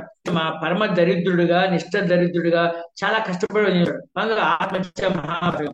కాబట్టి లోకంలో భగవంతుడు మనకి ఇంతకాలం ఆయుర్దాయం ఇస్తే you have to face the problems, don't escape the problems. అందులో ప్రాబ్లమ్స్ ఫేస్ చేయాలి, పారిపోకూడదు అన్నమాట. పారిపోతే వెంటబడి జరుగుతుంటాయి. ఆ ఎంత కష్టం ధైర్యంగా ఉండాలి. ధైర్యంగా ఉన్నవాడే చూడాలి. ధైర్యే సాహసే లక్ష్మి అంటారు. ధైర్యంగా ఉంటేనే, సాహసంగా ఉంటేనే, ధైర్యంతో సాహసాలు చేస్తుంటేనే లక్ష్మి వస్తుంది. సాహసాత్ భజతే లక్ష్మి అని కూడా సాగుతా అనమాట. అందులో లోకంలో గొప్పవాడు ఎవడయ్యా అంటే వాడు, లేకపోతే డబ్బున్న వాళ్ళు కాదు, పేరెంట్స్ బాగా పలుకుబడి ఉన్నవాళ్ళు కాదు, అందమైన చదువుకున్నవాడు కాదు, తెలియమంతుడు కాదు. ఎవరైతే ధైర్యవంతుడో ఆ ధైర్యవంతుడు గొప్పవాడు. ఆ ధైర్యం అనేది లేదనుకోండి, ధైర్యం లేకపోతే చిన్న ప్రాబ్లమే సరే వెంటనే ఇదే పెద్ద ప్రాబ్లం గా భూతత్వంలో చూసి, పెద్ద ప్రాబ్లం గా చూసి వాళ్ళు బాధపడితే ఆత్మ చేసుకుంటారు. వీళ్ళందరూ యథార్థ స్థితి తెలియట్లా. చిన్నపిల్లలు కానీ రకరకాల చేతిలో వాళ్ళకు వచ్చిన చిన్న కష్టమే, వాళ్ళ చిన్న కష్టమే చాలా పెద్ద కష్టము అనుకుని వెంటనే వాళ్ళు ఇదే జీవితం ఫెయిల్ అయిపోయామనుకోండి. అబ్దుల్ కలాం గారు ఏమన్నారు, ఫెయిల్ అవటం అంటే, ఈ ఫెయిల్ అవటం అనేది ఫస్ట్ అటెంప్ట్ ఇన్ లెర్నింగ్ అన్నారు. ఫస్ట్ అటెంప్ట్ ఇన్ లెర్నింగ్ దీంట్లో ఫెయిల్ అంటూ ఉంటారు. అయితే వాళ్ళు ఈ జీవితంలో అందువల్ల అదే పెద్ద అల్టిమేట్ కాదు. చనిపోవడం అనేది ఆత్మ చేసుకుంటే అంత మహాపాతకం అంటారు. కాబట్టి ధైర్యంగా ఉండి ప్రాబ్లమ్స్ ని సాల్వ్ చేయాలి, ఎదుర్కోవాలి. నువ్వు ఆయన చనిపోయే ప్రయత్నంలో ఈ రోజు చనిపోతే రేపు రెండు నష్టం లేదు అంటూ ఉంటారు. నువ్వు భయపడినా భయపడకపోయినా ధైర్యంతో ఉన్నా ఎప్పుడు రావాలో చావు అప్పుడే వచ్చి తెలుస్తుంది. నువ్వు భయపడినంత మాత్రం వెంటనే రాకుండా పోదు, భయపడకుండా ఉంటే రాకుండా పోదు అనమాట. సమయం వస్తే వెంటనే తీసుకెళ్లిపోతుంది ఆ అరణ్యం దీంట్లోకి. కాబట్టి ధైర్యంగా ఉన్నవాడే గొప్పవాడు. ధైర్యంగా లేకపోతే మాత్రం 100 years జీవితంలో మంతకాలం జీవించలేడు. ఇప్పుడు 100 years సామాన్యం కాదనమాట. స్కూల్ అంతా చదువుతుంటారు. ఒక సినిమా చూసినట్టు. సినిమా చూస్తే ఇంటర్వెల్ ముందంతా కూడా హీరో గారు చాలా హ్యాపీగా ఫీల్ అవుతాడు. ఇంటర్వెల్ తర్వాత కష్టాలు మామూలుగా కష్టాలు పడుతూ ఉంటారు జీవితంలో. అందువల్ల ముందు మాత్రం కష్టాలు పడుతుంటారు. జీవితం రెడ్ కార్పెట్ కాదనమాట. ఆ రెడ్ కార్పెట్ కాబట్టి జీవితంలో రకరకాల కష్టాలు వస్తుంటాయి, ఎదుర్కోవాలి. మా చిన్నప్పుడు ఏం తెలియదు, తల్లిదండ్రులు ఈ చిన్న పిల్లల్ని ఈ జంతువులు పక్షులు పిల్లల్ని బాగా కాపాడినట్టు వాళ్ళ రెక్కల్లో వాళ్ళకి కావాల్సిన అవసరాలు చూస్తూ ప్రయత్నిస్తుంటారు. అందువల్లే తల్లి యొక్క రుణము ఎంత గొప్పదంటే, తల్లి రుణాన్ని 100 సంవత్సరాలు సేవ చేసినా తీర్చుకోలేమన్నమాట. అందులో వాళ్ళకి క్షోభ పెట్టకూడదు అంటూ ఉంటారు, తల్లిదండ్రులకు క్షోభ పెట్టకూడదు అంటూ ఉంటారు అనమాట.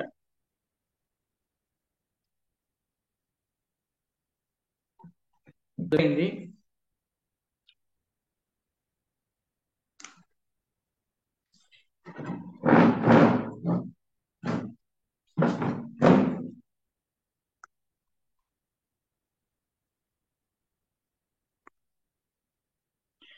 కట్ అయిపోయింది, మళ్ళీ వస్తున్నాను.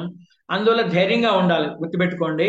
ధైర్యంగా ఉన్నవాడే ఎక్కువ కాలం బతుకుతాడు, 100 years జీవిస్తాడు. అయితే జీవితం అనేది ఒక ప్రయాణం అంతే. ఆ ప్రయాణంలో ధైర్యంగా ఉన్న వాళ్ళే 100 years బతకగలరు. లేకపోతే మధ్యలో రకరకాల కష్టాలు వస్తూ ఉంటాయి. అందులో ఆత్మహత్య చేసుకోకూడదు. ఏమవుతుందంటే బ్రెయిన్ నుంచి ఆజ్ఞలు వస్తూ ఉంటాయి. కోపంలాగా సముద్రంలాగా వస్తుంది. అల్లాగా వచ్చిన మనం సముద్రం పెట్టామని అలర్ట్ ముంచేస్తున్నట్ట సముద్రపు అలలాగా పెద్ద అలలాగా సునామీ లాగా వస్తుంది. వచ్చినప్పుడు మనం కోపంతో బాధతో మనం తాత్కాలిక నిర్ణయం తీసుకోకూడదు. కొంతమంది ఆ క్షణికమైన కోపం అంటూ ఉంటారు. ఆ కోపం తెలియకుండా పెట్రోల్ పోసుకునో లేకపోతే కిరోసిన్ పోసుకునో పైనుంచి దూకో లేకపోతే నీళ్ళ పెద్ద తాడు కట్టుకుని రాయి కట్టుకుని నీళ్ళు దూకుతుంటారు, చనిపోతుంటారు. కొద్దిసేపు అలపోయినట్టుగానే కొద్దిసేపు ఉంటారు. ఆ తర్వాత మళ్ళీ ఒక క్షణం పోయింది, ఒక నిమిషం పోయిన తర్వాత మళ్ళీ శరీరం కాలిపోతున్నా నీళ్ళలో మునిగినప్పుడు గుడుకలేస్తున్నా కాపాడుకోవాలని చెప్పి బాగా తాపత్రయపడుతుంటారు. అటు పరిగెత్తి నీళ్లు మింగుతూ చాలా కష్టపడతారు. కానీ ఆ సమయం దాటిపోతుంది. ఆ కొద్ది నిమిషాలు అయిపోగానే వాళ్ళు చనిపోతారు. అందువల్ల మరణం అనేది ఎట్లా వస్తుంటే శాస్త్రకారులు చెప్పారు. మామూలుగా ఒక తేలు కూడా ఎంతసేపు ఎంత బాధపడతాము 1,00,000 తేళ్లు ఒకేసారి కొడితే ఎంత బాధపడతామో అంత బాధ మరణ సమయంలో. అందువల్ల మనకి ఎన్నో జన్మల్లో మరణాన్ని ఆ బాధను అనుభవించాం. అందువల్ల చనిపోతాం అనగానే భయపడుతుంటారు. దేనికైతే నా డబ్బంతా తీసుకొని నన్ను చంపదురా బాబు అని చెప్పి మనం అడుగుతూ ఉంటారు. అందువల్ల మనం బ్రెయిన్ నుంచి హార్ట్కి ఆజ్ఞలు వస్తూ ఉంటాయట. నేను ఆలోచించాలి ఈ చనిపోయి కాబట్టి ఎక్కువ పంపించు, కోపం వచ్చినప్పుడు అనమాట. తన కోపం తన శత్రువు ఉంటూ ఉంటారు. అట్లా వచ్చేస్తుంటే చివరికి ఎక్కువైపోయి చివరికి ఆ లోకంలో ఇది హార్ట్ బర్స్ట్ అయిపోతుంది, పెరాలసిస్ స్ట్రోక్ వస్తుంది, లేకపోతే హార్ట్ బ్లాక్స్ అయిపోయి హార్ట్ అటాక్ చేస్తుంది, ఏదో ఒకటి అనమాట. అందులో తన కోపమే తన శత్రువు ఉంటూ ఉంటారు. వాడు ధైర్యవంతుడే బలవంతుడు గొప్పవాడు, గుర్తుపెట్టుకోండి. ఆ ధైర్యవంతుడే గొప్పవాడు, ఆ ధైర్యవంతుడు ఎక్కువ కాలం నిలబడతాడు. తర్వాత కాబట్టి ఎమోషన్స్ ని కంట్రోల్ చేసుకోవాలి. ఆ సమయంలో ఏం చేయాలి, బాధ కలిగినప్పుడు కోపం వచ్చింది అనుకోండి, ఆత్మహత్య చేసుకుని ఎన్నో కోరికలినప్పుడు సరే అని చెప్పి ఆ కోపం వేవుని తప్పించుకోవాలంటే నెంబర్స్ లెక్క పెట్టుకోమన్నారు. 1 2 మనస్సులోనే 1 2 3 4 5 6 అట్టా ఒక్కసారి గనక మనం 100 సార్లు 100 నెంబర్స్ గనక గుర్తు పెట్టుకున్నాం అనుకోండి, 100 times లెక్క పెడుతుంటే ఆ వే వెళ్ళిపోతుంది. కోపంలో ఉన్నప్పుడు తాత్కాలిక నిర్ణయాలు తీసుకోకూడదు. అందులో తర్వాత నాకు హాని చేశాడు కదా వీడి సంగతి చూస్తారు తర్వాత అని అనుకోవాలి. ఆనాడు భారతంలో కూడా ద్రౌపది ఈ అవమానించేప్పుడు దుశ్శాసనుడు ఆమె చిరణాసనంలో భీముడు గది తీసుకుని బయలుదేరాడు, చంపేస్తా అని చెప్పి. అర్జునుడు ఆపాడు, అన్నయ్య ఆగని చెప్పాడు. భీముడిలాగా అర్జునుడి మిగతా పాండవులు గనక ఆవేశపడితే ఏమయ్యేది? అప్పుడు అందరూ కలిసి కౌరవులు దుర్యోధనుడు ఇచ్చి అన్నాన్ని తింటున్న వాళ్ళందరూ కూడా ఈ చంపేసేవాళ్ళు. అందువల్ల వాళ్ళు కష్టపడి కామ్గా ఉన్నారు. ఇప్పుడు కాదు, సమయం వచ్చినప్పుడు సందర్భం చూపిస్తా అని చెప్పి మన పరాక్రమం చూపిద్దామని చెప్పి అనుకున్నారు. అందువల్ల కోపం వచ్చినప్పుడు తప్పించుకోవాలి. ఆత్మహత్య మహాపాతకం. పోస్ట్ పోన్ చేసుకోవడమే. కాబట్టి ధైర్యంగా ఉన్నవాడే 100 డేస్ పోతుండ. కాబట్టి అవకాశం తర్వాత మనకు తెలియకుండానే గండాలు వస్తూ ఉంటాయి. గండాలంటే ఇప్పుడు రోడ్ యాక్సిడెంట్ కానీ, బస్సులు కానీ, ఎక్కడ మునిగిపోవటం కానీ, సముద్రం నదిలో కానీ, లేకపోతే అగ్ని జలగండము ఏదో ఒకటి వస్తుంది. దాన్ని తెప్పించుకోవడానికి అకాల మృత్యు ఒకే ఒక్క మార్గం ఉంది. మన వాళ్ళు ఏం చెప్పారంటే నమస్కారం చేయమన్నారు. ఏమైనా పెద్దలకు కానీ, గురువులు కానీ లేవంగానే నమస్కారం చేయమని. నమస్కారం చేస్తే ఏమవుతుంటే అకాల మృత్యు తరిగిపోతుంది. చిరంజీవ ఆయుష్మాన్ భవ అంటారు. చిరం అంటే చాలా కాలం పాటు, జీవించు, చాలా కాలం పాటు జీవించు అని ఆశీర్వదిస్తారు.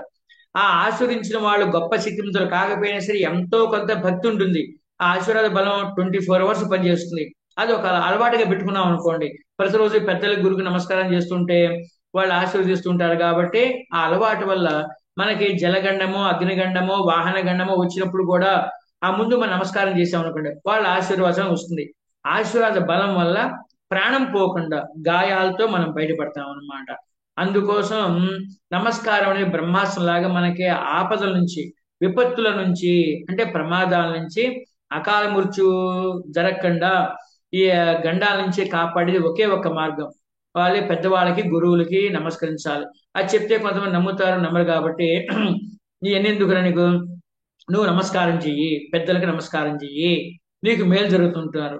అందువల్ల మనం నమస్కారం చేస్తే ఇంకో ఉపయోగం ఏంటంటే ఆఫీస్కి వెళ్ళామనుకునే పని మీద ఆఫీస్కి వెళ్ళినప్పుడు అక్కడ వాళ్ళకి నమస్కారం చేస్తే వీళ్ళు మంచి వాళ్ళు అని చెప్పి మన మీద గుడ్ ఇంప్రెషన్ కలుగుతుంది. గుడ్ ఇంప్రెషన్ కలిగి ఓహో చాలా మంచివాడు ఉన్నాడని చెప్పి అంటారు.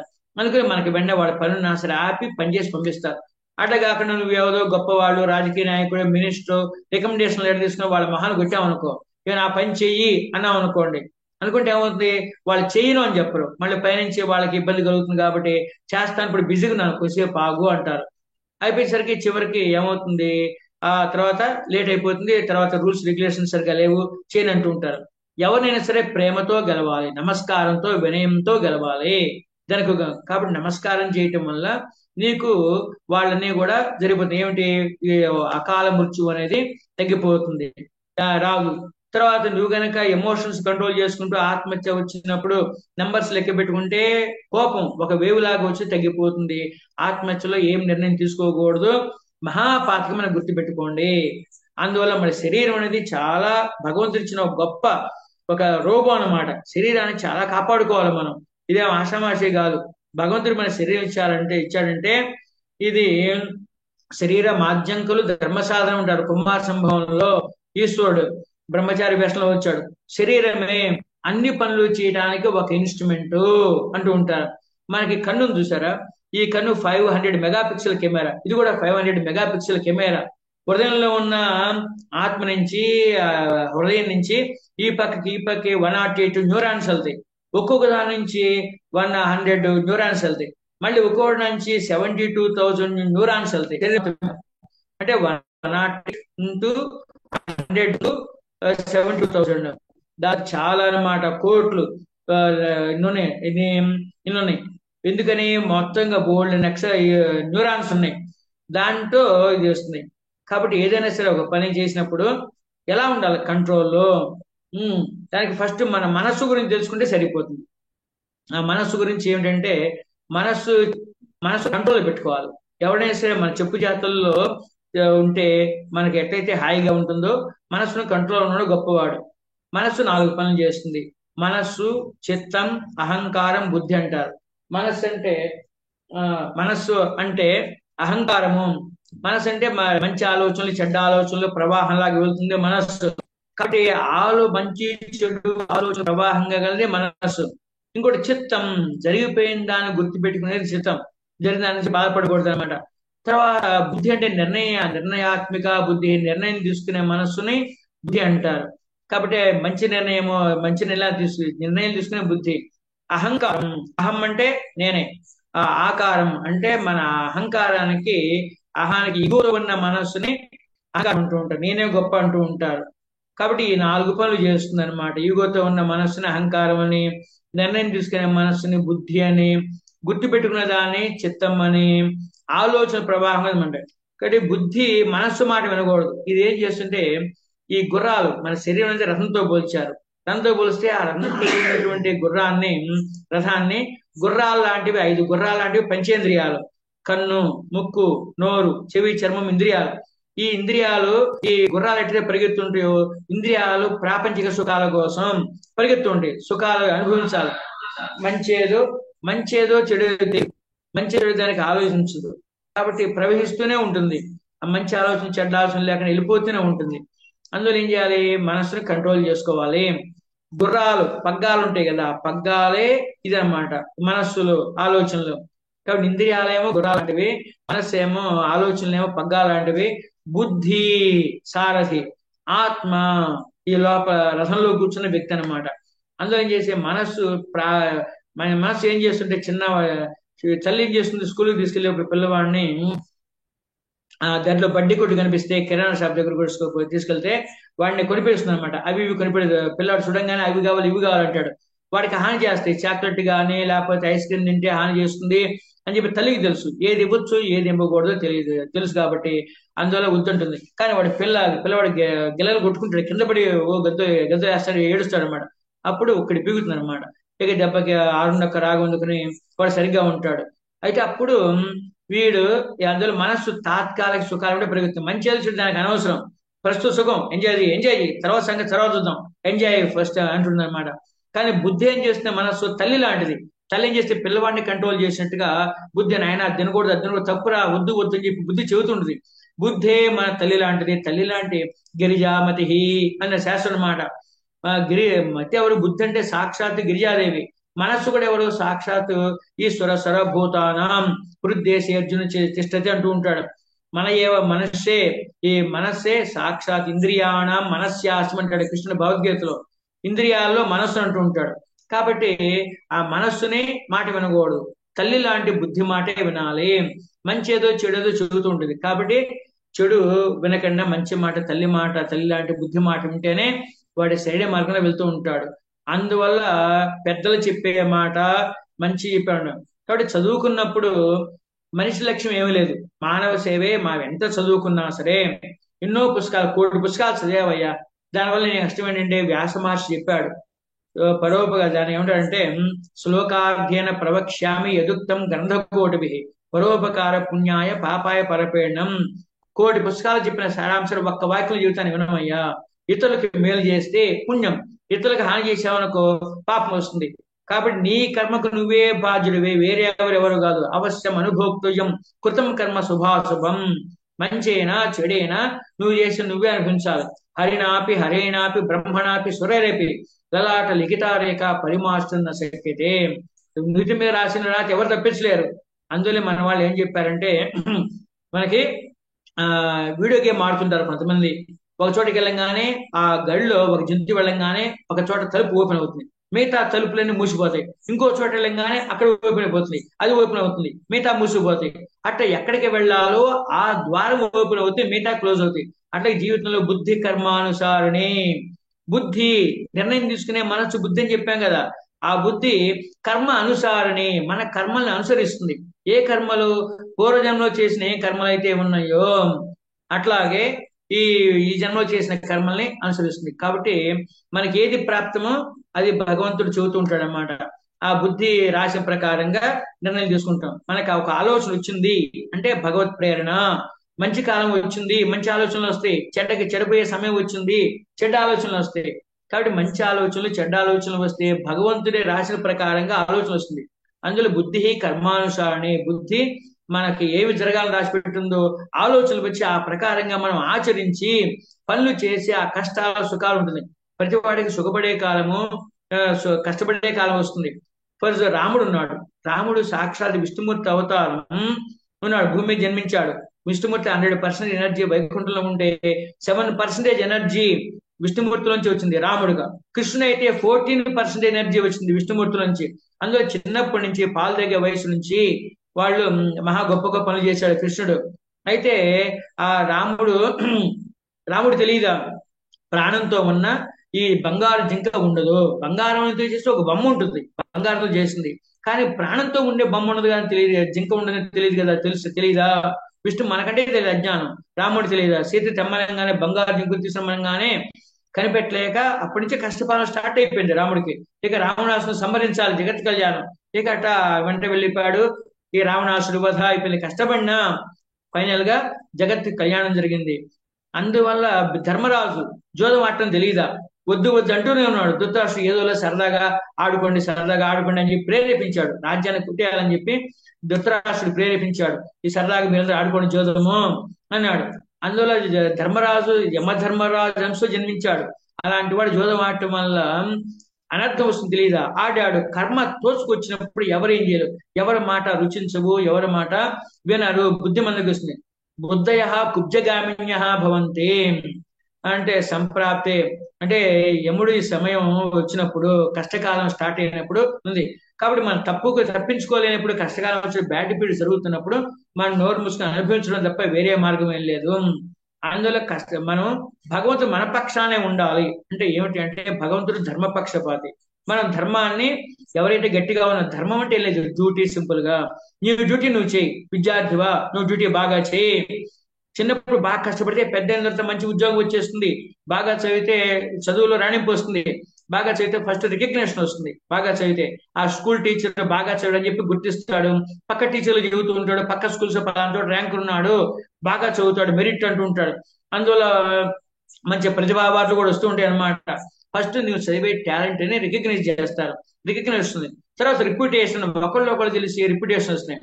ఈ చదువు అంతా రిప్యుటేషన్ ఒకళ్ళు చెప్పుకుంటారు. చివరికి ఆ చదివిన వరకు మంచి ర్యాంక్ వచ్చి నీకు ఉద్యోగం వచ్చింది అనుకోండి, మంచి హై శాలరీ రిమ్యూనరేషన్ వస్తుంది. ఫస్ట్ రికగ్నిషన్, తర్వాత రిప్యుటేషన్, తర్వాత రిమ్యూనరేషన్, అట్లా 1 by 1 వస్తాయి. అందులో నువ్వు ఫస్ట్ కష్టపడు. నువ్వు గొప్పగా ఏం చేయగలవు. నువ్వు విద్యార్థులు మీరు చేసే పని బాగా చదవండి, సమయం వేసుకోండి. రోజు భగవంతుడు పొద్దున పూట 5 గంటలకి మన అకౌంట్ లో వెంటనే కొంచెంసేపటి 14:44 మన అకౌంట్ లో వేస్తాడు. ఈ రోజు ఖర్చు పెట్టుకోవడం అది పోస్ట్ పోన్మెంట్, మర్నాడు క్యారీ కాదు, క్యారీ ఫార్వర్డ్ కాదు. ఆ రోజు మనం 5 గంటల నుంచి నైట్ 12 గంటల వరకు 14:44 నిమిషాలు 14:44 మన అకౌంట్ లో వేస్తే ఉపయోగించుకున్నావు సరే. లేకపోతే ఎంత డబ్బు ఇచ్చినా గడిచిపోయిన కాలం మళ్ళీ రాదు. ఎంత నిలువెత్తి ధనం ఇచ్చినా సరే, ఎంత కాలం బతికా మనకు సద్వినియోగం చేయాలి. కాబట్టి చిన్నప్పుడు బాగా సద్వినియోగం చేసుకుంటే సమయము, ఆ తర్వాత బాగా చదువు వల్ల మంచి ఉద్యోగం వచ్చేస్తుంది. ఇక కుటుంబం ఏర్పడుతుంది, భార్య పిల్లలు వస్తూ ఉంటారు. తను బాగుపడుతుంది. ప్రేమాప్యాయతలు అనురాగాలు లభిస్తాయి. తను సంపాదిస్తాడు, సమాజానికి సేవ చేస్తుంటాడు. అందువల్ల నిన్న ఈనాడు పేపర్లో కూడా వేశారు. ఏంటి, మన ఇండియాలో శివనాడార్ HCL కంపెనీ అధినేత శివనాడారు 1,00,000 కోట్ల పైన దాతృత్వానికి ఇచ్చాడు, చారిటబుల్ యాక్టివిటీస్ ఇచ్చాడు. చాలా మంది 1 by 1 ఇచ్చారు. అజిం ప్రేమ్జీ కూడా ఉన్నాడు అన్నమాట. చాలా మంది ఉన్నారు. ఫారిన్ లో వారెన్ బఫెట్ ఉన్నాడు. 99% చారిటబుల్ యాక్టివిటీస్ ఇచ్చాడు. కాబట్టి మనం ఏమి చేసినా మన వల్ల కొంతమందికి మేలు జరగ భగవంతుడు సంతోషిస్తాడు. భగవంతుడు మన పక్షాన ఉండాలి అంటే మనం ధర్మాన్ని చేయాలి. ధర్మం అంటే డ్యూటీ. న్యూ డ్యూటీ నువ్వు బాగా చేయి. అప్పుడు నీలాంటి వాడు భూమి మీద ఉంటే 10 మందికి మేలు జరుగుతుంది. అందువల్ల మన కాపాడుతుంటాం, మన పక్కనే ఉండి. ఎప్పుడైతే మనకు పరోపకారం ఉంటుందో, తోటి వాళ్ళకి యథాశక్తి సాయం చేస్తూ ఉంటామో, అప్పుడు భగవంతుడు మన పక్షానుండి మనకు ఆదుకుంటూ ఉంటాడు. పాండవులు 5గురే. భగవంతుడు వ్యాసుడు రాసినప్పుడు మహాభారతానికి ఫస్ట్ నేమ్ ఏంటి అంటే జయ అని పేరు. జయము, ధర్మం జయించింది. 5గురే ఉన్నారు. కానీ 5గురు పాండవులు ధర్మాన్ని గట్టిగా పట్టుకున్నారు. అందులో ధర్మపక్షపాతి అయిన భగవంతుడు వాళ్ళతో ఉన్నాడు. కష్టాలు ఆదుకున్నారు. ఆ 5గురు కూడా పాండవులు సాక్షాత్తు దేవతలకు అంశం జన్మించారు. అంత మహాబల పరాక్రమవంతులు. భీముడు 10,000 ఏనుగులు బలం గలవాడు. అర్జునుడు దేవేంద్ర అంశం జన్మించాడు. యమధర్మరాజు సరే అంశ జన్మించిన ధర్మరాజు. అశ్విని దేవతలు నకుల సహదేవులు అంత పరాక్రమవంతులైనా సరే అనుక్షణ భగవత్ స్వరూపుడైన ఈ కృష్ణుడు అనుష్ఠానం కాపాడుతూ ఉన్నాడు కాబట్టి ప్రాణాలతో ఉన్నారు. కాబట్టి మానవ ప్రయత్నమే మొత్తం సాధించలేం. దైవ ప్రయత్నం ఉండాలి. దైవ ప్రయత్నం ఉండాలి. మనం మంచిగా ఉండాలి. అధర్మంగా ఉండేవాళ్ళు కౌరవులు ఉన్నారు, 100 మంది ఉన్నారు. వాళ్ళ పక్షాన భగవంతుడు లేడు. కాబట్టి మంచి వాళ్ళ పక్షాన ఉంటాడు. అందులో ధర్మపరులైనటువంటి ధర్మాన్ని ఎవరి డ్యూటీ వాళ్ళు సక్రమిస్తే, నువ్వు కోరినా కోరకపోయినా, ప్రార్థించకపోయినా నీ డ్యూటీ నువ్వు చేస్తూ ఉంటే, నీ డ్యూటీ చేయటం వల్ల చాలా మంది ఉపయోగపడుతుంటుంది. చాలా మందికి మేలు జరుగుతుంది. లక్షలు ఒక ఐఏఎస్ ఆఫీస్ ఉన్నాడు అనుకోండి, కొన్ని లక్షల మందికి సహాయం చేయొచ్చు. ఒక మంచి పోలీస్ ఆఫీసర్ ఉంటే ఎంతో మందికి న్యాయం చేయొచ్చు, ధర్మాన్ని కాపాడొచ్చు. మంచి టీచర్ అయితే ఎంతో మందికి విద్యా బుద్ధులు నేర్పి వాళ్ళ ఆదర్శ పౌరులుగా, ఒక రాజులుగా, కింగ్ మేకర్స్ గా ఉంటారు ఇది టీచర్లు. అట్లాగే గొప్పవాళ్ళు మనం సరిగ్గా ఉంటే గొప్పవాడు చాలా మంది తయారవుతాడు. డ్యూటీ ఈస్ గాడ్ అంటూ, అందువల్ల నువ్వు డ్యూటీ బాగా చేస్తే భగవంతుడి సేవ చేసినట్టే. ఎందుకని అందరూ దైవం మనుషుల రూపేణ, దేవుడు మనిషి రూపేణ నువ్వు డ్యూటీ చేయడం వల్ల చాలా మందికి మేలు జరుగుతుంది. వర్క్ ఈజ్ వర్షిప్ అంటారు. నువ్వు పని చేయటమే ఆ సేవ చేయటమే. అందువల్ల చివరికి ఫైనల్ గా ఉండేది ఏంటంటే మానవ సేవే మాధవ సేవ. సర్వభారత భూత ప్రాణి కూడా సేవ చేయటము, సహాయం చేస్తే అప్పుడు భగవంతుడి సేవ కూడా చేసినట్టు అవుతుంది. ప్రతిపాణి కాబట్టి హృదయంలో భగవంతుడు అనేవాడు ఉన్నాడు. అతను చూస్తూ ఉంటాడు, ఆత్మరూపేణ జ్వాలలాగా వెలుగుతూ ఉన్నాడు. అతనే శరీరం అంతా జడ పదార్థం. బతుకున్నప్పుడు చిన్న ముట్టుకున్న మన బాధ కలుగుతుంది, కానీ చనిపోయిన తర్వాత ఈ శరీరాన్ని కాల్చేస్తున్న అగ్ని మనకేం బాధ కలుగుతుంది, ఆత్మ వెళ్ళిపోతుంది, ఆంశ వెళ్ళిపోతుంది. అందువల్ల బతికినంత వరకు the world is a stage అన్నాడు షేక్స్పియర్. కాబట్టి స్టేజ్ మీదకి వచ్చినప్పుడు మన పాత్ర మనం బాగా పాటించాలి, బాగా యాక్షన్ చేయాలన్నమాట. అందులో దానికి భగవత్ కృప, మానవ ప్రయత్నంతో దైవ ప్రయత్నం కూడా ఉండాలి. అందులో భగవంతుని మీ డ్యూటీ బాగా చేయండి ఎవరైనా సరే. అందులో పరోపకార వ్యాసుడు చెప్పాడని చెప్పాను. పరోపకార పుణ్యాయ పాపాయ పరపీడనం. 18 పురాణాల సారం, 1,000,000 పుస్తకాల సారాంశాన్ని ఒక్క వాక్యంలో చేర్చాడు.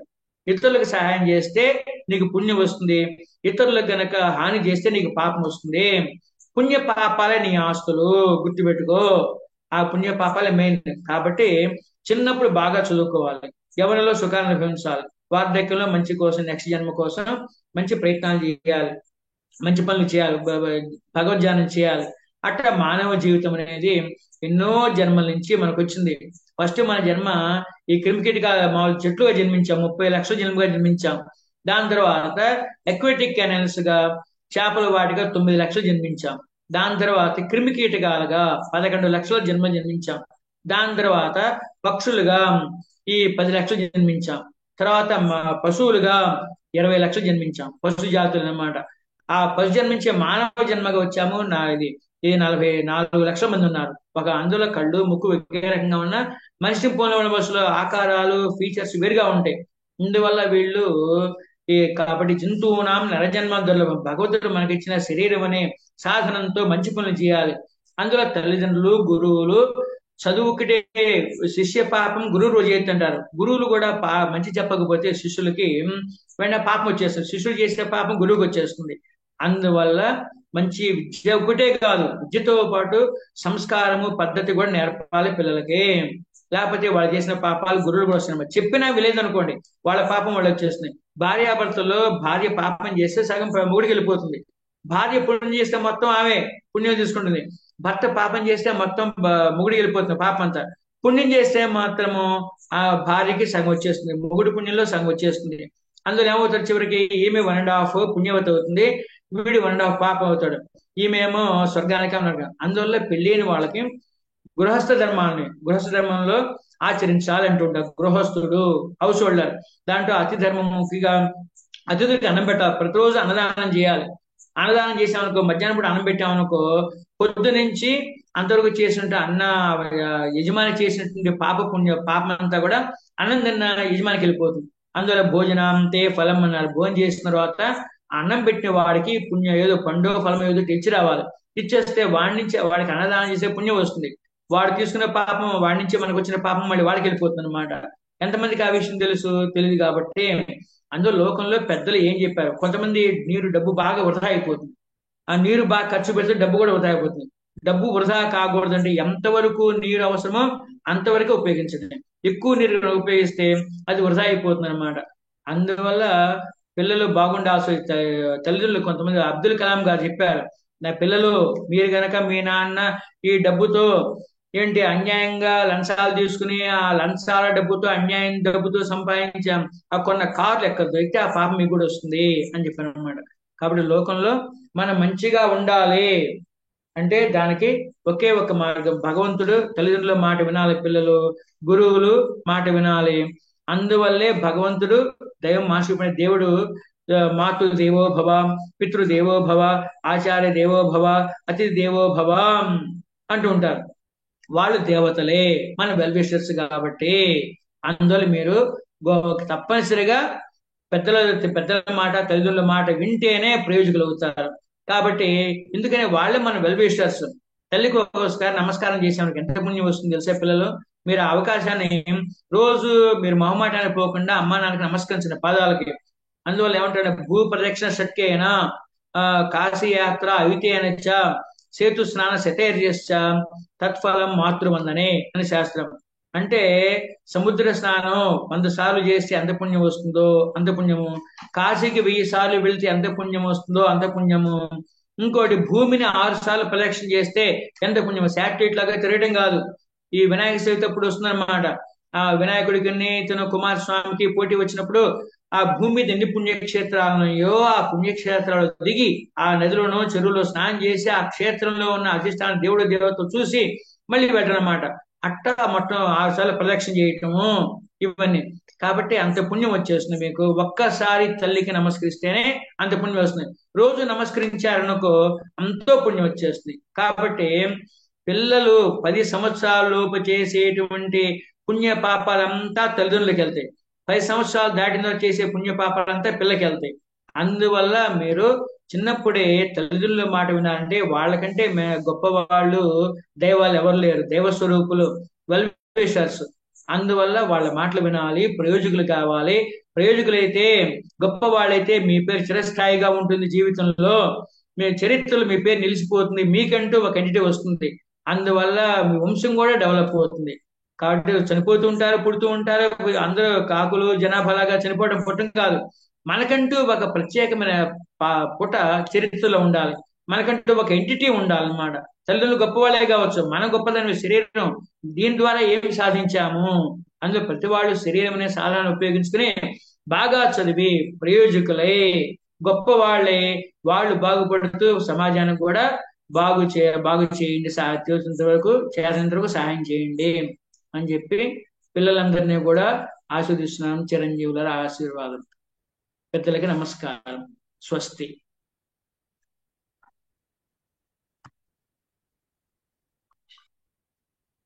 మేడం అయింది మేడం, చెప్పాను చాలు. Yeah, thank you sir, thank you very much. చాలా బాగా ఓకే చెప్పారు. Okay madam. ఓకే ఓకే ఏమైనా సందేహాలు ఉంటే అడగండి. మీకు ఏమైనా డౌట్స్ ఉంటే సందేహాలు చదువులో ఉంటే హ్యాండ్ రేస్ చేయండి, నేను అన్మ్యూట్ ఆప్షన్ ఇస్తాను. తర్వాత నాకు వాట్సాప్ చేయొచ్చు, నో ప్రాబ్లం. చెప్తాను, నా నెంబరు తీసుకోండి, నాకు వాట్సాప్ చేసినా మీ సందేహాలు చెప్తాను. చెప్పండి. యా, హ్యాండ్ రేస్ చేశారు సార్, హ్యాండ్ రేస్ చేయండి. ఈవెన్ ఒకసారి మీ వీడియో కూడా ఆన్ చేయండి, so that face to face మాట్లాడితే కొద్దిగా చెప్పండి అమ్మా effective గా రాధిక ఉంటుంది. గారు. యా, యా, మాట్లాడండి రాధిక గారు, మాట్లాడండి. అన్మ్యూట్ ఆప్షన్ ఇచ్చా. సార్, ఒక చెప్పండి. జల ప్రవాహం లాగా జరిగింది సార్ మీ ప్రసంగం. ఓకే. గలగల పారుతున్న జల ప్రవాహంలో తడిసి ముద్దలే నిర్మలులైపోయాం. మధ్యలో కొంచెం బ్రేక్ వచ్చింది సిగ్నల్స్ ప్రాబ్లం వల్ల, పర్వాలేదు. అయినా కూడా చాలా చక్కగా ఎక్కడ కూడా డిస్కంటిన్యూటీ లేకుండా మా మనస్సుల్లో చాలా చక్కగా నిలిచిపోయేలాగా చెప్పారు గురువు గారు. పాదాభి వందనం. ఓకే ఓకే అండి, సంతోషం. ఓకే అండి, ఓకే అండి, ఇంతే కదండి. ఇంకెవరున్నారు? ఎవరో ఉన్నట్టున్నారు. ఇందిరా గారు, ఎవరు? మీకు అన్మ్యూట్ ఆప్షన్ ఇచ్చాను, మాట్లాడండి. Good evening sir. Good evening అండి. Thank you so much sir. Thank you Okay, so welcome. Much sir. Okay, చాలా చాలా మంచి ఇన్ఫర్మేషన్. అంటే అన్ని ఏమంటారు, అన్ని గ్రంథాలలో ఉన్న ఇన్ఫర్మేషన్ మొత్తం ఒక దగ్గర జాయిన్ చేస్తే ఎలా ఉంటుందో అలా చెప్పారు సార్ క్లాస్. సమయం తక్కువగా ఉంది కాబట్టి స్పీడ్ గా చెప్పాల్సి వచ్చింది. ఒక్కొక్క టాపిక్ తీసి ఎక్కువసేపు చెప్తాను అనమాట. ఓకే ఓకే సార్, ఒక చిన్న పాయింట్ సార్. Okay. అదే మనము అన్నదానం చేస్తాం కదా, ఎవరైనా అన్నదానం చేస్తే తింటారు, మళ్ళీ మనం రిటర్న్ గిఫ్ట్స్, వాళ్ళకు రిటర్న్ ఏమైనా ఫ్రూట్స్ ఇవ్వాలా సార్? ఫ్రూట్స్ అంటే ఇప్పుడు గుళ్ళల్లో అన్నప్రసాదం ఉంటుంది కదా, గుళ్ళల్లో అన్నప్రసాదానికి ఏం అక్కర్లేదు, దేవుడి ప్రసాదం కాబట్టి. ఏమైనా ఫంక్షన్స్కి వెళ్ళామనుకోండి, వాళ్ళు అన్నం పెడితే కంపల్సరీగా గిఫ్ట్ ఇవ్వాల్సిందే, లేకపోతే వాళ్ళ పాపం ఆ రోజు చేసిన పాపం వచ్చేస్తుంది మీకు. యజమాని కృతం పాపం అన్నమాశ్రిత్య తిష్టతి తస్మాత్ భోజనాంతే ఫలం అని శాస్త్రం అన్నమాట. యజమాని చేసిన పాపం అన్నాన్ని ఆశ్రయించి ఉంటుంది. వాళ్ళు ఎవరికి పెడితే వాళ్ళకి వెళ్ళిపోతుంది. పర్టికులర్ గా పర్సన్ పెడుతుంటారు అన్నమాట. గుడి ప్రసాదంగా కాదు, ప్రసాదం ఎవరు పెట్టినా తీసుకోవచ్చు. ఎవరైనా సరే ఎవరు పెట్టినా భిక్షగాడు ప్రసాదం ఇచ్చినా తినొచ్చు అనమాట. అయితే అట్లా తీసుకుని ఇది తీసుకుంటే వాళ్ళ పాపం వచ్చేస్తుంది అనమాట. అది శాస్త్రం అనమాట. సరే ఓకే అండి. ఇంకొకటి సార్, చెప్పండి. అంటే ఇప్పుడు మనం పెడితే సార్, మనము మీరు ఇప్పుడు ఆర్ఫన్స్ ఉంటారు కదా సార్, ఆర్ఫన్స్ పిల్లలకి అప్పుడప్పుడు డొనేట్ చేస్తాను నేను. పర్వాలేదు, ఇవ్వచ్చు. అదేంటంటే ఆ జీవకారుణ్య విభాగం ప్రకారంగా వాళ్ళకి మేలు చేయాలి, ఆ పిల్లలకి మేలు చేయాలి ఉద్దేశంతో చెబుతున్నారు. అట్లాగా అది వాళ్ళకి అవును పర్వాలేదు. సార్. పిల్లలకి వాళ్ళకి పెడుతుంటారు కదా, ప్రేమతో పెడుతున్నారు. వాళ్ళకి ఎవరు లేరు పాపం అని చెప్పి ప్రేమతో పెడుతున్నారు కాబట్టి ఆ ఇది ఇస్తాను, అది పెట్టచ్చు, ఇబ్బంది లేదు. కానీ ఫంక్షన్స్ వచ్చినప్పుడు అట్లా అన్నమాట. కొంతమంది ఇళ్ళలో ఫంక్షన్ జరుగుతుంటాయి చూసారా, ఎవరింటికి ఓకే వెళ్ళినప్పుడు భోజనం ఓకే చేసినప్పుడు అంటే ఒట్టి చేతితో వెళ్ళకూడదు. ఎవరింటికి వెళ్ళినప్పుడు ఖాళీ చేతితో వెళ్ళకూడదు, ఏమైనా తీసుకుని వెళ్ళాలంటూ ఉంటారు. కానమాట. అగ్నిహోత్రం గృహం క్షేత్రం గర్భిణీ వృద్ధ బాలకో రిక్తహస్తేన నోపేయాత్ రాజానం దైవతం గురుం. అగ్నిహోత్రం యజ్ఞం ఎక్కడ జరుగుతున్నారు, యజ్ఞానికి వెళ్ళినప్పుడు ఒట్టి చేతితో వెళ్ళకూడదు. కానీ యజ్ఞానికి సంబంధించిన పుల్లలు సమితులు తీసుకువెళ్ళాలి. గృహం వేరే వాటికి వెళ్ళినప్పుడు పళ్ళు స్వీట్లో తీసుకెళ్ళాలి, పిల్లలు తింటూ ఉంటారు తీసుకెళ్తే. క్షేత్రం పుణ్యక్షేత్రాలకు వెళ్ళినప్పుడు కూడా ఒట్టిగా వెళ్ళకూడదు అనమాట.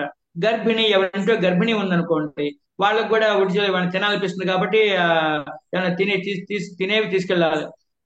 వృద్ధ బాలకు ముసలి వాళ్ళు ఉన్నారు ఎవరింటికన్నా, ఆ వాళ్ళకు కూడా ఇవ్వాలన్నమాట. ఏది ముసలి వాళ్ళు ఉంటారు పాపం అని చెప్పి వాళ్ళకి జీవ చేపల్యం.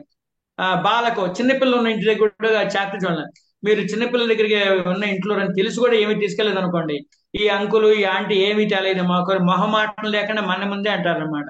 అందువల్ల మీరు ఈ వాళ్ళ దగ్గరికి వెళ్ళినప్పుడు కంపల్సరీగా ఏదో ఒకటి తీసుకెళ్ళాలి. ఈ శాస్త్రం చెప్పారన్నమాట.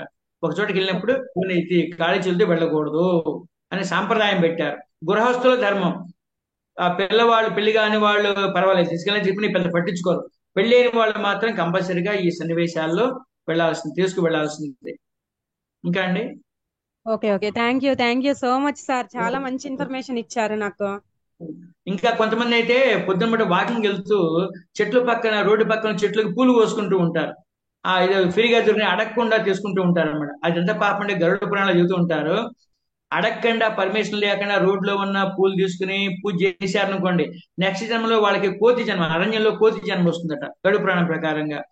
లేదు అడిగి తీసుకున్నాం అనుకోండి, మనం చేసిన పుణ్యంలో సగభాగం ఇచ్చిన వాళ్ళకి, పర్మిషన్ ఇచ్చిన వాళ్ళకి వెళ్ళిపోతుంది.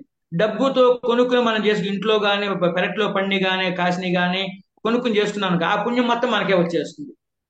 అందువల్ల కంపల్సరీగా చేయాలి. వన్స్ అగైన్ ఇంకొక క్వశ్చన్ ఉంది సార్, అడగొచ్చా? చెప్పండి అడగండి, పర్వాలేదు.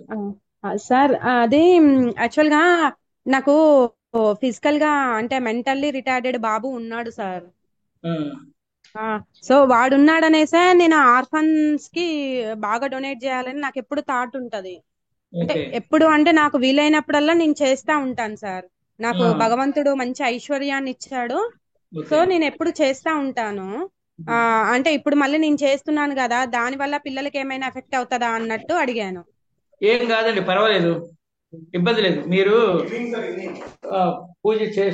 మీరు ప్రేమతో వాళ్ళకి సహాయం చేయాలని ఇస్తున్నారు కాబట్టి దేవుడు చూస్తాడు కంపల్సరీ. కాకపోతే రుణానుబంధ రూపేణ పశుపత్ని సుతాలయా రుణక్షయే క్షయం యాంతి కాతత్ర పరివేదన శాస్త్రం. రుణానుబంధం వల్ల కొంతమంది జంతువులు పెంచుకుంటూ ఇంట్లో పశువులు వస్తూ ఉంటాయి, వాళ్ళకి మనం రుణపడి ఉంటారు. ఇంట్లో కుక్కలు కానీ ఏమనుంటే రుణానుబంధం. పశుపత్ని భార్య కూడా రుణం వల్ల 7 జన్మల పాటు భార్యాభర్తలు బంధం అవుతుంటారు.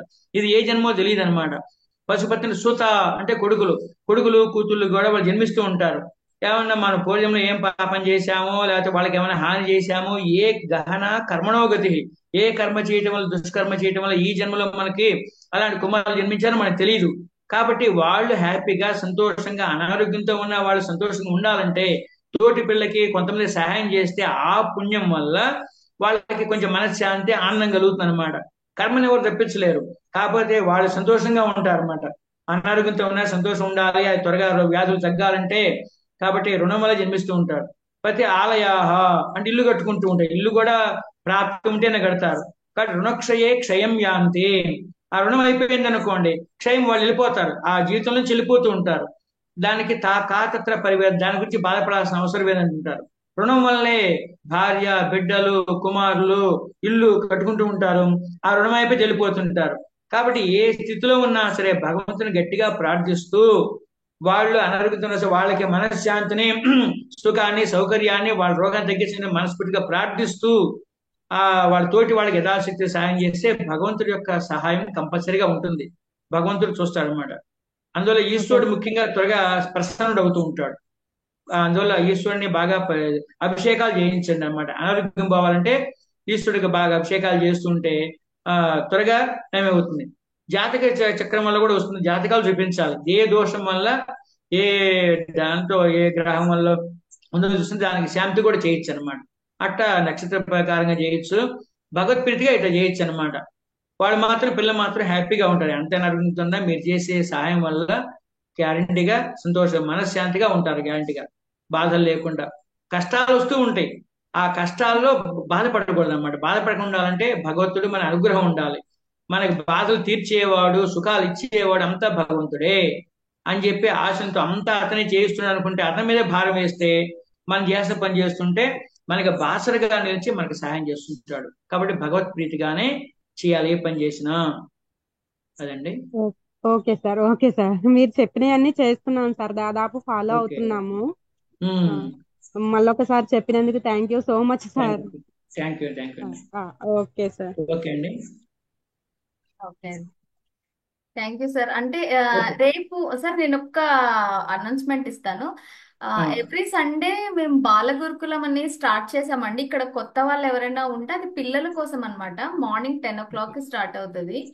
సో అంటే ఈ నార్మల్ క్లాసెస్ వచ్చేసి కూచిపూడి, తర్వాత కర్సివ్ రైటింగ్ అలా ఉంటది. బాలగురుకులం వచ్చి వాల్యూ బేస్డ్ ఎడ్యుకేషన్, అంటే వాళ్ళకి ఒక మారల్ వాల్యూస్, ఎథికల్ వాల్యూస్, తర్వాత ఎలా రెస్పెక్ట్ ఇవ్వాలి, ఎలా డివోషనల్ గా ఉండాలి, సో వాళ్ళని వాళ్ళు పర్సనల్ గా హైజీన్ గాని, పర్సనాలిటీ డెవలప్మెంట్ రిలేటెడ్ గాని అన్ని విషయాల గురించి మనం 10 to 11:30 1.5 hour ఉంటుంది. సో పిల్లల్ని అందులో కూర్చోబెట్టండి, సో దట్ వాళ్ళు నెమ్మదిగా, మనము ఏదైతే పిల్లలకి లైక్ గుడ్ పీపుల్ గా ఉండాలి, బెస్ట్ పర్సన్ గా ఉండాలనుకుంటామో, సో అది ఇక్కడ అలవాటు చేసే ప్రయత్నం మేము స్టార్ట్ చేసాము.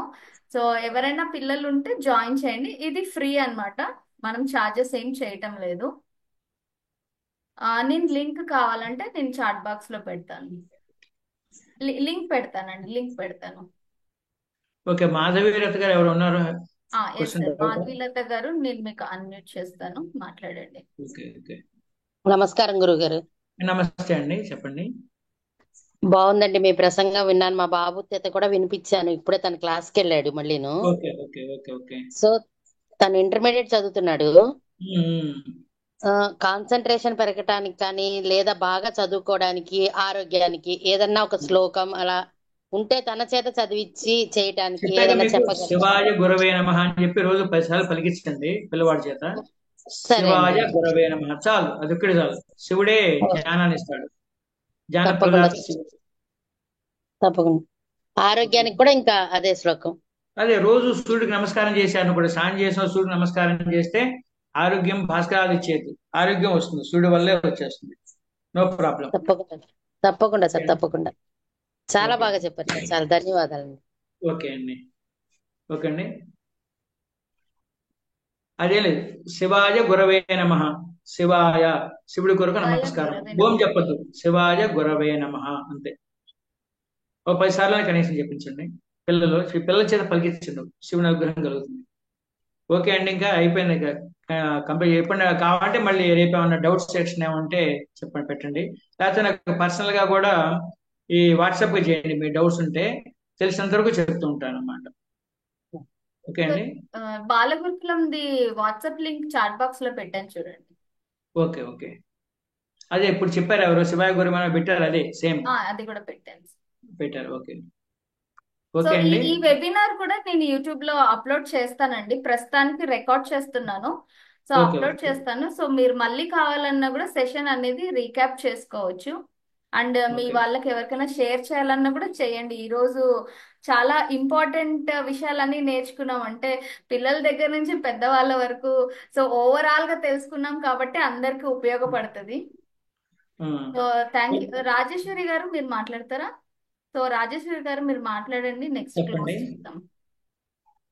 Ma'am I have doubt for you. నేను చెప్పండి, అడగండి.